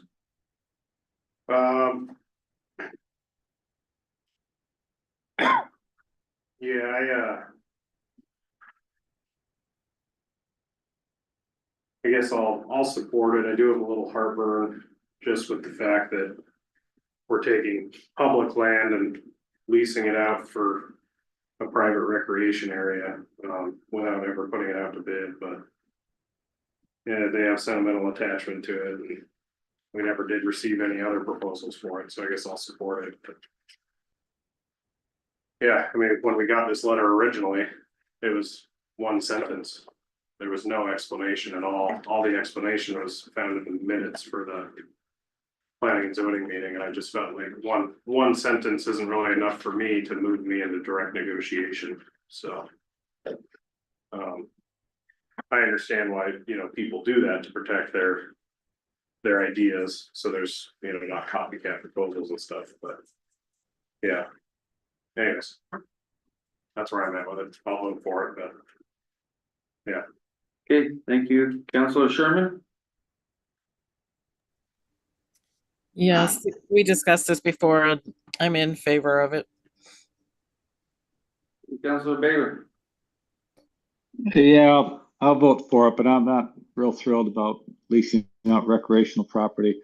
The other issue that I would be concerned about is this gonna turn into a boondoggle for the Cordova police? Every time somebody steps on their property, we're gonna have an issue. And seeing as we have a city employee renting this and has a kind of a direct contact with our police, so that would be my concern is, they need to patrol it on their own, and we can't have city police running out there every time somebody wants to go swimming there. Thanks. Councilor Rainey? Yeah, I support this. They have an attachment to the property. It's bringing in income to the city in a piece of property that has very limited use. I just don't see a problem with this. I support it.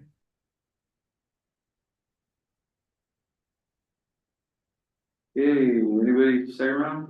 No? Good? I do know. Councilor Just Kimball? I guess, logistical question. Monies from leases, are those tied to the permanent fund? I know a sale is tied to the permanent fund. Is that not clear? This has been talked about a very long time, over and over again. It is not in code, but I do not know exactly what the past practice has been with lease money. So we will have a discussion about that and try to understand, but I would say that. For clarification though, it is in code that a purchase is supposed to go in. I don't believe it is. Okay. I think it's been traditional Practice more. practice that sales went to permanent fund and leases, I think have always just been part of the regular general fund budget. But then we went, at some point in time, we went to lease purchase. And then that kind of convolutes the money. If the lease goes to the general fund, but then when they're purchased, if their first 7 years of leases go to the purchase price, then you got an issue. So that's something that you guys can look at over the next few years. So any. Mr. Mayor? Yes, go ahead. Yeah, I wasn't quite clear what the city manager said. It is in code that the price of purchase property does go into the permanent fund. That is in code. I think that was the question. I don't know what the answer was. And for me, that therefore, if you're making payments on that property, that should go into it. And that's been the gray area where previous city managers have just spent the money. Her answer was she didn't think it was part of the code, but we'll confirm that. It Right, is. and then. Go. Yeah, I was gonna say, can you send us a citation?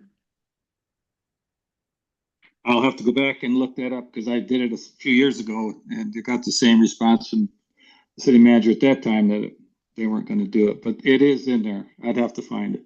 I'm gonna do it. No, but he did say previous. Yeah, well, that's something you guys can work on in the future. I just That's, thought it'd be helpful if he had a code citation already, Yeah. so.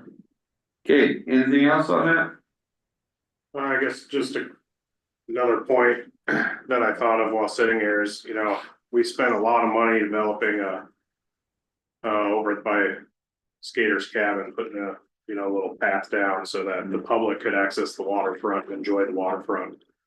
And here's another opportunity zone for, we always get people coming in asking for more parks and more covered spaces and, I know we can't put any structures on here, but this could be a potential lot to very easily develop into a public usable space instead of leasing it to a private family for their campfires and picnics. But anyways, I'll vote for it, but I just wanted to make sure that that was said. Okay, thank you. Anything else? This is just a voice vote? Yep. Okay, all those in favor of disposal of lot 9B, say aye. Aye. Aye. Opposed? Motion carries. Maybe we can convince those people with the lease to do some upgrades over the next 9 years and create a public space.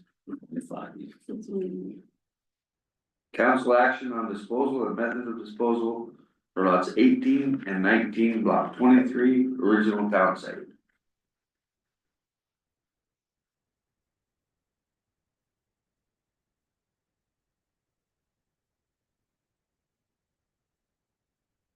Anybody? Sure. Mr. Mayor, Yes, go ahead. I move to dispose of lots 18 and 19, block 23. Original town site as outlined in Cordova Municipal Code 7.40.060B by requesting sealed proposals to lease or purchase the property. There's a second. Second that.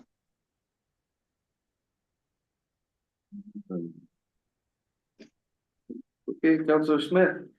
Yeah, I mean, I know that we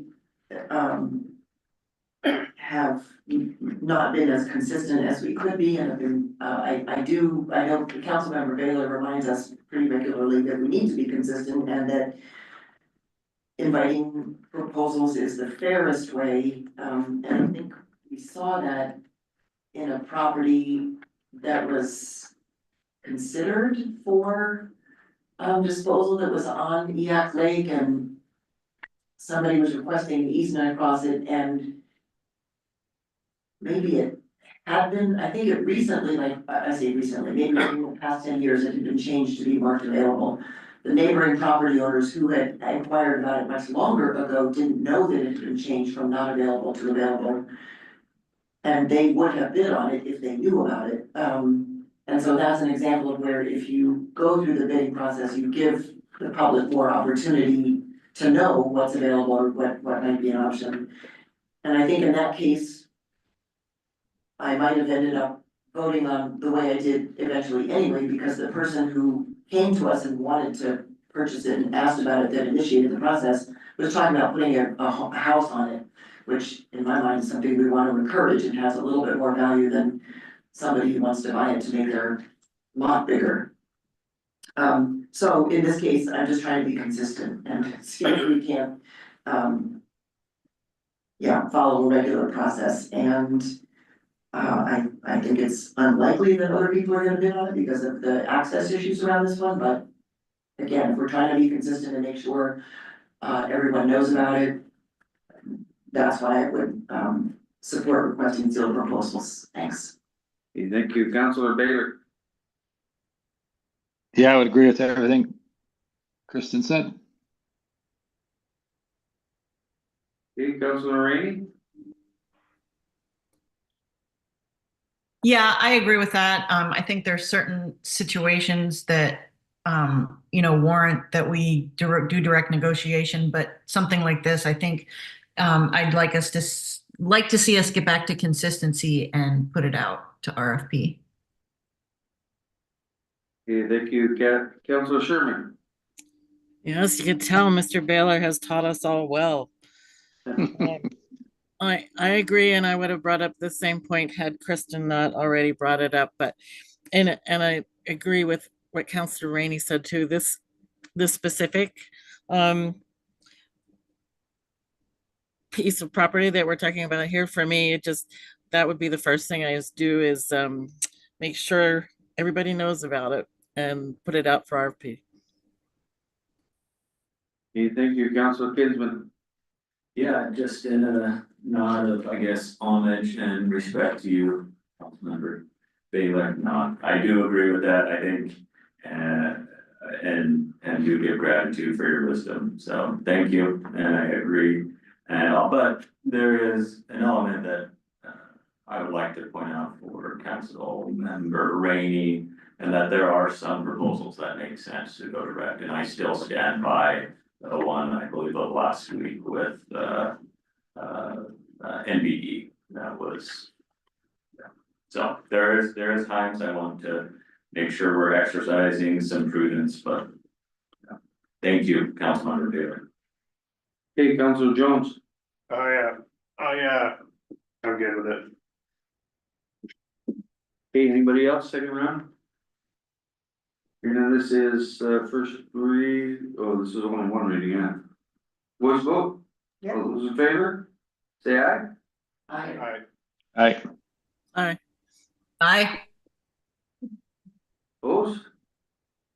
Motion carries. We are at our pending agenda. Yes, Need to have a list. yes, I do.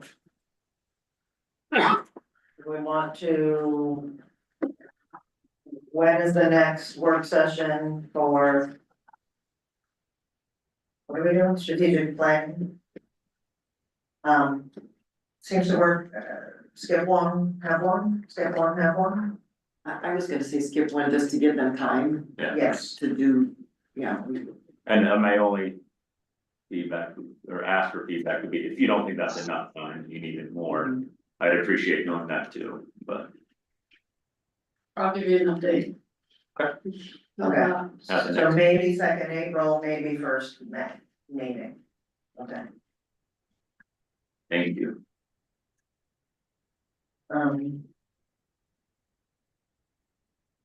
Sorry, I can talk and write at the same time. Disposal of the science center. Building. Oh no, what, somebody has to say what they want and see if they're. Okay, so I would like to see the city pursue leasing the building to another entity. In lieu of the last week's vote to not apply for the EIDP grant. I believe that there's an opportunity to maybe help another entity get started like we did with the science center and look at how good that turned out for our community, so. Although I do not believe that it should be leased for $1, like it wasn't in that instance. We took an old shack and leased it to them, and they put a bunch of improvements in it, made it into a usable building for 30 years. Created an entire organization that employs, I don't know, 30 people or whatever, so. I think that as long as we're gonna have it, we should get it heated and get it rented out. So it doesn't just sit there and mold like half the other buildings in town that get left empty. We've done 2 RFPs for this, right? For One to demolition. destroy it, one to take it apart, but we have not done an RFP on leasing it out. Have we? Not since this happened. So- It's a reading the leases. Are we saying we want this to be an agenda item? I don't, Well, one person is saying what he wants, if he gets a second, but what, are you asking for an RFP? Or you just wanna make it available, or? Yeah, I would maybe just make it available. I don't know how what's more staff time, like how much staff time do you want to dedicate to this? There might not be anybody interested, but. I went and looked at it, I don't know, 8 or 9 months ago and put in a letter of interest and was turned down at the planning and zoning for a nonprofit I was trying to start. And you know, that's gone by the wayside now, but they were reluctant to talk to me about it because of city council had to take a position on what they wanted to do with the building, so. I think that there's probably other entities or other people that might be interested in it, and as long as we're gonna have it, we might as well use it and not let it just mold. That's what I hate to see, is it's not being heated. There's a small water leak in the roof, and it's just gonna go really downhill really quick if we don't do something with it. So my question is, do you all want some time to like make any staff recommendations about how we do this, and so we put it on the next agenda? Well, my first question to you guys is gonna be how much money you wanna put into it. Okay, so I think we should have this be a discussion item somewhere, because Well, otherwise we're gonna. where are the land disposal maps? Yeah. They're coming next time? They were supposed to go to planning got canceled. So it's marked as available on the maps. Oh, it's available on the But- maps? P and Z won't talk to anybody about leasing it. Because they thought we were trying to advertise for demolition. Yeah. Right. Are you, when you talk about P and Z, do you mean the board or you mean the staff? No, the board, the staff would work with me, and I pulled my proposal. So, Just wanna make sure. So are we looking for an as-is RFP, nothing else from the city on it? If there's someone in the Well- community who's interested? Yeah, I don't think we need one until. You know, if you decide you're gonna. Piecemeal it out, then that's one thing, but if it sits as it is now, it's available. For these, if somebody wanted it, they could put in a request, it would go to planning. Code says shall. Planning shall discuss it and make a recommendation to council, council shall consider it, so those things should be happening. Just from the letter getting submitted, if that's getting sidetracked somewhere, somebody's not following the code, but. But so we're just saying, are we directing staff to advertise? And I would say you don't have to until. Somebody puts in a letter. But they don't know it's available because we've told them it's not. But No. who said it's not? Who If said it's it's not? available on the maps, that I don't know. We said it's not available because we were only taking proposals for demolition. I think. Hey, everybody- we're at pending agenda. Either put it on the meeting or take it off. Let's just put it on pending. Yes, that's it's what I would like technically, it's already on there, I mean, it says right here, B1. Or put it on a council meeting agenda for April or May. What do we? Referred until more of a plan for North Harbor, so the term of RFP would be known. Oh, I see, I remember. I guess Kenny will be right that now that we're not doing the PIDP, at least for a year, Right. this would be the time that, is there more of a plan known for the North Harbor? Well, not really, but disposal of the building, I don't remember what the item was in 22, so I guess I need to go back and look at that.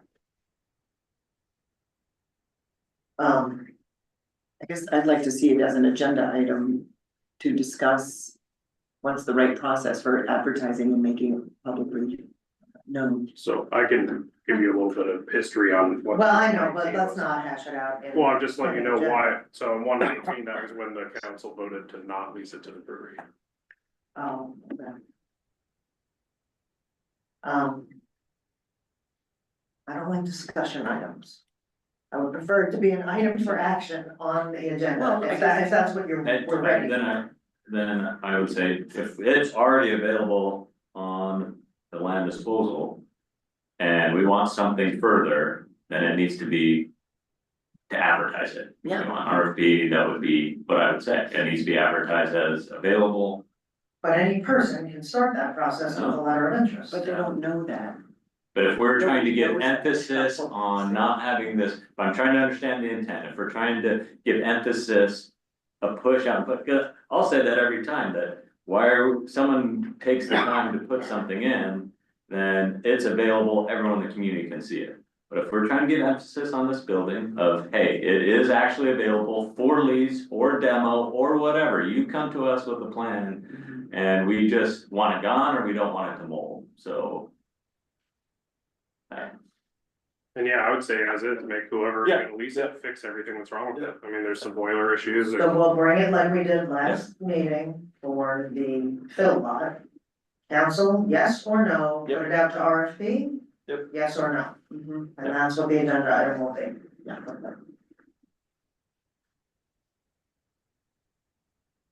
Could put down the RFP, whether it's to lease it or to piecemeal it out. Yes, often the discussion at the table will lead to how you write the RFP. Right. Yes. What else did you have on there? Oh, some letters that. Letters from the fisheries. Fisheries Committee, what do you think about that? Well, you're not. About already. Some of them were reporting some, Oh, Yeah, I was some state moved to support, two letters, the one for HB 116 and the one for HB 33. As recommended by the Fisheries Committee, and I appreciate the work that they put into this. That's awesome. Good minutes. was that Kelsey? you mean we picked the good chair? I'm just saying. It was good. That's my favorite committee. But I can't find it. Thank you, Kelsey and the committee. Appreciate it, I'm sure she's watching. Or will watch. Oh, hey, Jane. Yeah, so it's a yes for two letters. Yes, I support that. Mr. Jones supported it. Yeah, then I guess we had a couple of recommendations from our other committees as far as the shipyard expansion project, so I would put that on pending agenda also. For RFP. There are two resolutions in here, right, from planning and Harvard. So we're gonna put it out to RFP Well, I think he just said put it on pending agenda. for RFP. I don't know. That's what he said. For I mean, shipyard what expansion. do we, How are we gonna pay for it? Yeah, no, it's not on our list from the work session. Yeah, we gotta talk about that if that's what we're gonna. Is that what? So, Someone private. last time I went to RFP, the RFP was, you gotta pay fair market value for the mud flat, you gotta pay us fair market value for the rock out of our pit. And then we want some of the land. And of course, there was nobody who put in any interest in that. I personally, but I won't be the one to make the decision, that'll be up to you guys. But I think that we need to put it back out to RFP is, we're gonna give you the mud flat, we're gonna give you the rock, and our cut is what you are bidding is what percentage of the newly created land are you adjacent to the shipyard are you gonna give to the city as payment for the mud flat and for the rock? So could we put this on an agenda, as agenda item to discuss these resolutions and to discuss expanding the shipyard? Okay, you don't like discussion, but I don't. well, I think, Be a part of a work session about strategic planning. So, yeah, I mean, who's doing the environmental work? Well, I also wanna, there's another location where I think we could do, Phil, and I think it would make sense to compare the cost of what it would be in those two different locations, so there's a few different. So we need a separate work session to discuss potential fits. Yeah, sure. Yeah. I don't think that, I mean, I don't even know. What does that mean? So you're gonna have another work session for potential bills? I think it could be a regular agenda item. There's also a lot of material that's stored over by the burn pile that, easy to pick it up and haul it across the street. Well, some of that is You don't want to do a discussion, I'm sorry. material. It's, I mean, Some of it is not, you but can do it. there is stuff we paid to get And sorted in. if somebody mines rock out of, there's two city pits that are very close to that fill. So there's the burn pile one, and then there's the one across the street from the shipyard. Either one, if they mine the rock out, even if we're giving them the rock material for free, they're gonna create land that we can then lease or sell for another purpose that can benefit the community. So we're gonna get land no matter what, but then I think that the RFP should be, are you gonna give us 10% of the newly created land? Are you gonna give us 20? That's what you're bidding. So that way we might actually get an interested developer who's, cause you could, maybe they fill in 12 acres and those 12 acres they could sell to a cannery. You guys are having an item at the agenda. Right, I mean. Yeah, Mr. so- Mayor, this is pending agenda. Can we please not have a huge, How about can we put it on pending agenda? without a future date yet. Sure. As either a work session or an agenda item for discussion of city bill. Yeah. That's so vague. But shipyard expansion and or other city fill Shipyard possibilities. business expansion, so shipyard business fill. I mean, that's the idea, right, is to create fill so that shipyard businesses would have a place to operate.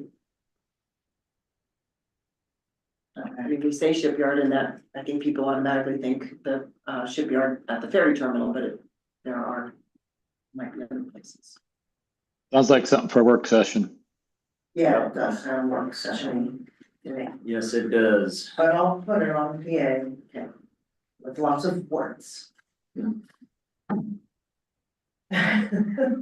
very small font.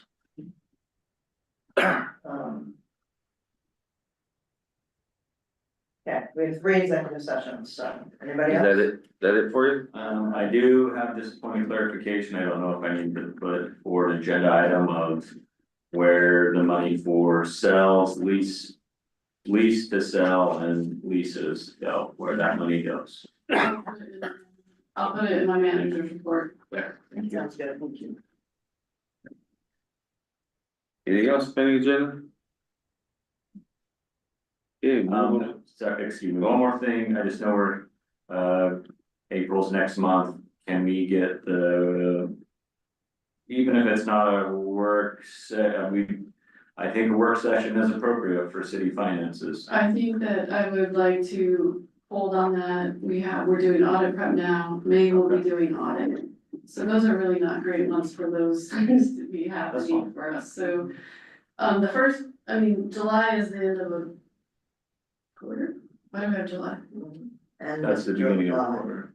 April, May, June is Q2, so I'd like a report in Yeah, so April, May for, Q1, okay, and so we can but track where our spending is. April, May is not a great time for finance stuff. So let me find a date that we could do that. And why do we need a whole work session? You want another? I mean, can we have it during the meeting? The idea is that if we have a work session now, we're hopefully eliminating a work session on the back end when we start budgeting, because we've been following it and these numbers aren't new to us. Okay, That was my intention when I put it on. Yeah, we put it on there once a quarter, but April is not a good. no. Okay, we'll figure something out. We'll let you know when that meeting will occur. And I will still say that we're moving through the audit process now. And it won't be the next meeting. And For that's- sure. That's absolutely fine. I just wanna make sure it's out there and that we don't lose track of that. That's all. So even if it's the 1st of June, sounds great. Good. Yeah. Thank you. That's all. Anything else pending agenda?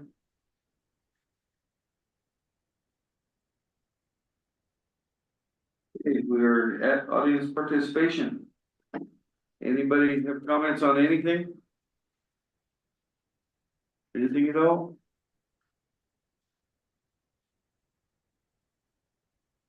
Good evening. Good evening. I am Stephanie Rosinski at 930 Lake Avenue. I am a small business owner.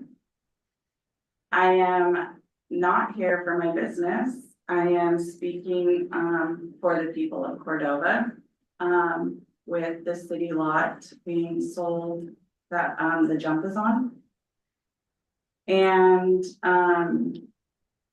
I just would like to know, what price tag do you put on a lot that takes away from the community? It's a very magical, very special place. I believe we all should enjoy. It's the mostly used space today. Not, many people come to my business, but they go there to watch sea otters, watch wildlife. When it's raining, it's a place to come relieve stress. I just see so many traffic flow from cars enjoying that lot. I see children Watching their family go away on boats, watching them come home. I think that's very special, very magical. And to me, you can't really put a price tag on that. Also, I know that you guys are gearing towards tourism. I mean, what better spot to have for tourists to come down and see the magic happen? To go home and tell their folks, I was down at this harbor, I got to see wildlife, I got to see boats. I think that it's very wise to watch what you do with that spot, because I think that it is a destination attraction. And there are a lot of food trucks that will be needing a spot to go. I think it would be a great place to have for food trucks. To have tourists go down there, buy food. I think it would, selling this spot for one small amount, I mean, that goes quick. Why not keep it in the game? Why not charge rent, have monthly rent, have sales tax coming in? And you've already turned down so many people. How do you decide who gets that lot now? There is no tide line on the property for any docks. There's no space for a building plus parking. It's a working space. There's a heavy machinery. It's gonna, whatever you decide to do, you could either congest the mouth of the harbor or you could congest the T-dock. I don't understand what would work for people to walk to the lot, and it's just dangerous, it's hazardous. And that lot was not built to sell. It was designed for the tide flow coming in and out. There's the shot rock is right there, there's no fill on it. That lot cost $1.5 million, and what do you sell it for a small fraction of that? I don't understand what sense that makes. And just, it, to me, a small chunk of change and, or whatever you sell it for, does not equal taking away from the community. And before you sell it, or if you decide to put it up and sell it, there, I would like to know the laws of the harbor, looking out for the fishermen. I was told you're not allowed to have bright lights right there, that me being there, I would have to come to the city. I can't put up signs, there's not allowed lights. I know that there's other harbors, you know, you can't have bright lights, it's a navigational hazard. I think you're looking at lawsuits, or the person buying it is looking at lawsuits, and I think for this, as the city, you should look out for the people. Yes, that's what I got. Thank you. Appreciate your time. Thank you, Stephanie. Yes. Any other comments? Anything? Doesn't have to be on the agenda. Okay, hearing none, then we'll move along to council comments. Councilor Sherman. Yeah, lucky me. I just wanted to say I really appreciated the fisheries committee report. It was really useful to me as a non-fisher person. I learned a lot, and I'm really excited about having that committee. And I also wanted to thank Sam for all the work on the work session topic tonight. I learned a lot by reading through all that information. I think we should all just pick a little code each week and read it, but like that's fun. And then I just wanted to express my appreciation to you, Mayor Allison, and to our counselors who will be parting ways with us. Learned a lot from everybody at the table, And it's a real benefit to serve with others who are committed to the community. So thanks for that. Thank you, Counselor. Counselor Kinsman.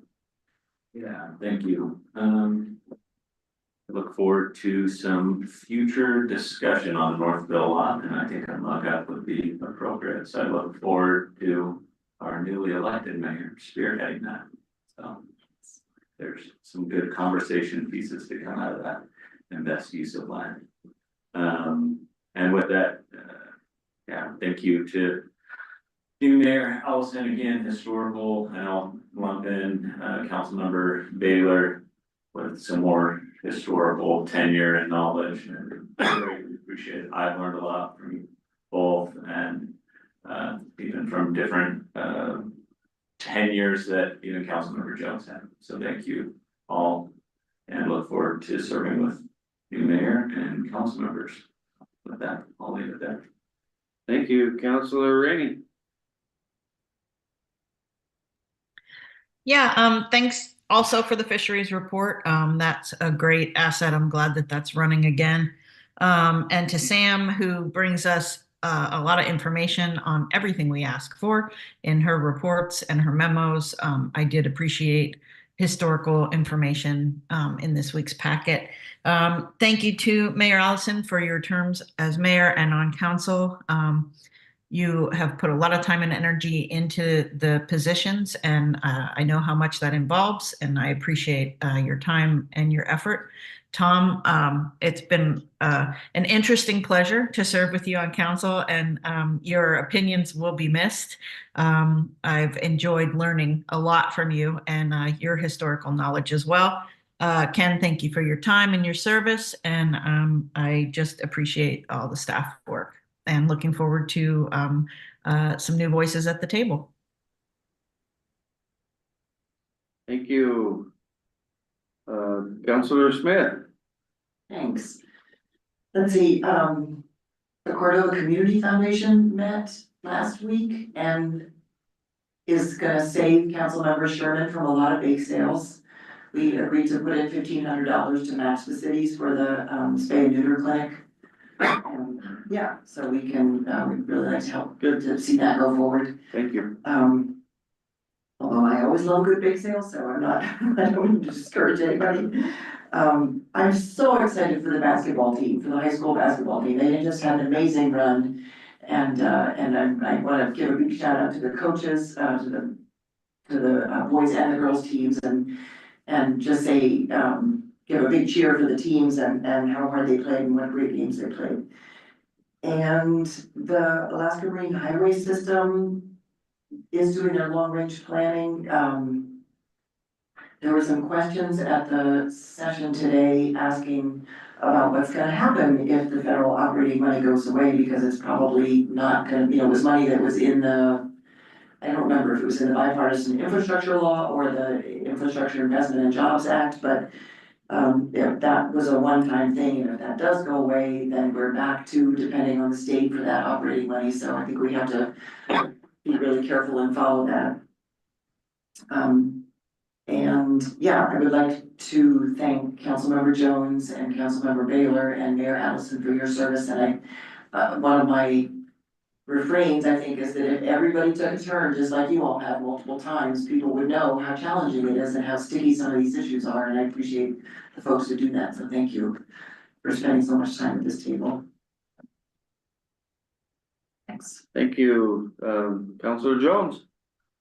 Yeah, thanks everybody for putting up with me, and especially going to miss working with Councilmember Rainey. She's been the highlight of my week for the last few months, and yeah, I just would urge Point you of guys. order.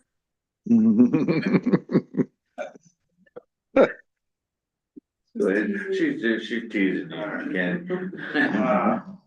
So I just urge you to stay the course on the property tax incentives. Please don't get rid of that. And don't throw the North Harbor project into the trash can. Please bring it back for discussion next year with enough time to give staff the appropriate time they need to put in a competitive application. So, thanks. Thank you. Councilor Baylor. Yeah, thank you. I just want to address that, the fill lot there by the harbor. You know, you can make a case for keeping that as open space for the community, as well as you could make a strong case for developing that for industrial use. You can engineer around any Coast Guard concern, so that's not an issue. If you're really passionate about it, if you feel that that should remain the public space, which I tend to agree with at this point, then go out and get a little petition going. Just state that you'd like to keep it as public space and go out and gather 300 signatures on it. Take it out of the hands of 7 people that sit on council. Council would love you to go out and get active and get a strong opinion to them and give them some guidance. So many times things like this come up and it's left to 7 people and somebody's not happy. So if you're that passionate about it, go out and get that. As far as the sale of land, I think the manager was right. I was looking this up while I had time, and it's 5.44.030 deposits to the fund. And it basically says council may from time to time make deposits. So maybe that's something council should look at. I don't know how else you're going to derive money to put back into that fund. Land sales would be a good way to do that. So it sounds like you'll need to, council, if it's their wish, they need to look at that and make it so. And then I want to thank everybody, the community, for electing me. It's been a privilege to serve this community, and I took it serious, and we did the best we can, as previous councils and future councils will do. So I look forward to you guys working on things and wish you all the best. Thank you. Thank you, Tom. I'll just make a few comments myself. Basketball teams and cheerleaders too, I don't know where they scored, but they looked pretty good last night in their state competition as well, so appreciate the efforts that everybody does for that, and again, thank you to NVE for sponsoring those activities this year with the school. My first year on council was when I was 25 years old, 35 years ago for those of you counting. I've served under 7 mayors, if I count myself. I've served with dozens of council members. And one thing that I can assure you of is everybody up here is volunteering, doing the best that they can for the community. We come away from this table, if not friends, certainly as respectable cohorts, community members. So I'd just like to encourage everybody that's ever at this table to continue that and continue working for the community. You know, and I appreciate everybody running for elections who puts their name in. It's not always easy. You know, I've won elections by 1 or 2 points. I've lost elections by 1 or 2 points, and everywhere in between. I have been on a 1-6 side of a vote and on 6-1 side of a vote, and everywhere in between on there. You just got to do the best you can do, and that's all you can do. So, thank you, Cordova. That's it. We have few executive sessions.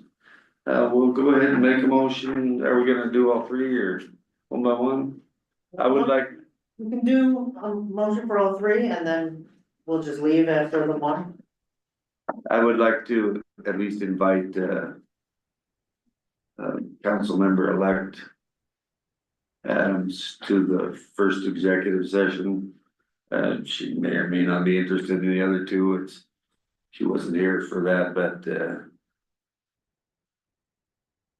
she's gonna be making the next decision on this item. I know, but if I had known that, I might have invited the other ones to be on the Yeah. phone. Well, somebody's gonna have to update them on on what Okay. it was, so. Anyway, looking for a motion to go into executive session. So moved. I know, but. Move to go into executive session, Session, yes, for all three items. matters that might tend to prejudice reputation and legal items. Does that work? Yes, I'll write it directly. Okay. All those in favor of going to executive session, say aye. I, Oppose. Aye. That was a delayed aye. We'll recess. Okay, we'll recess for a few minutes to clear the room. Can I do one thing though? Yes. We all applaud you. Yes.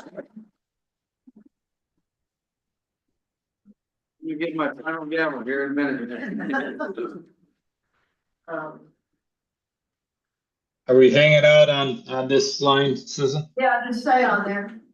Would it be possible to text the other two, see if they wanna sit See if they in? wanna call in. Yeah. I don't have, do you have their numbers? Staff. I don't think I have them in my phone. Do you have to invite Cheryl? She's invited, I think. Whoever else needs to be here, yes. The clerk and manager, I guess, for the first two. first one. First one. Well, first one, I mean, sorry. Get my fingers wrong. enter? Remind me what I'm doing. Yeah, Thanks for all you did. thanks, yeah.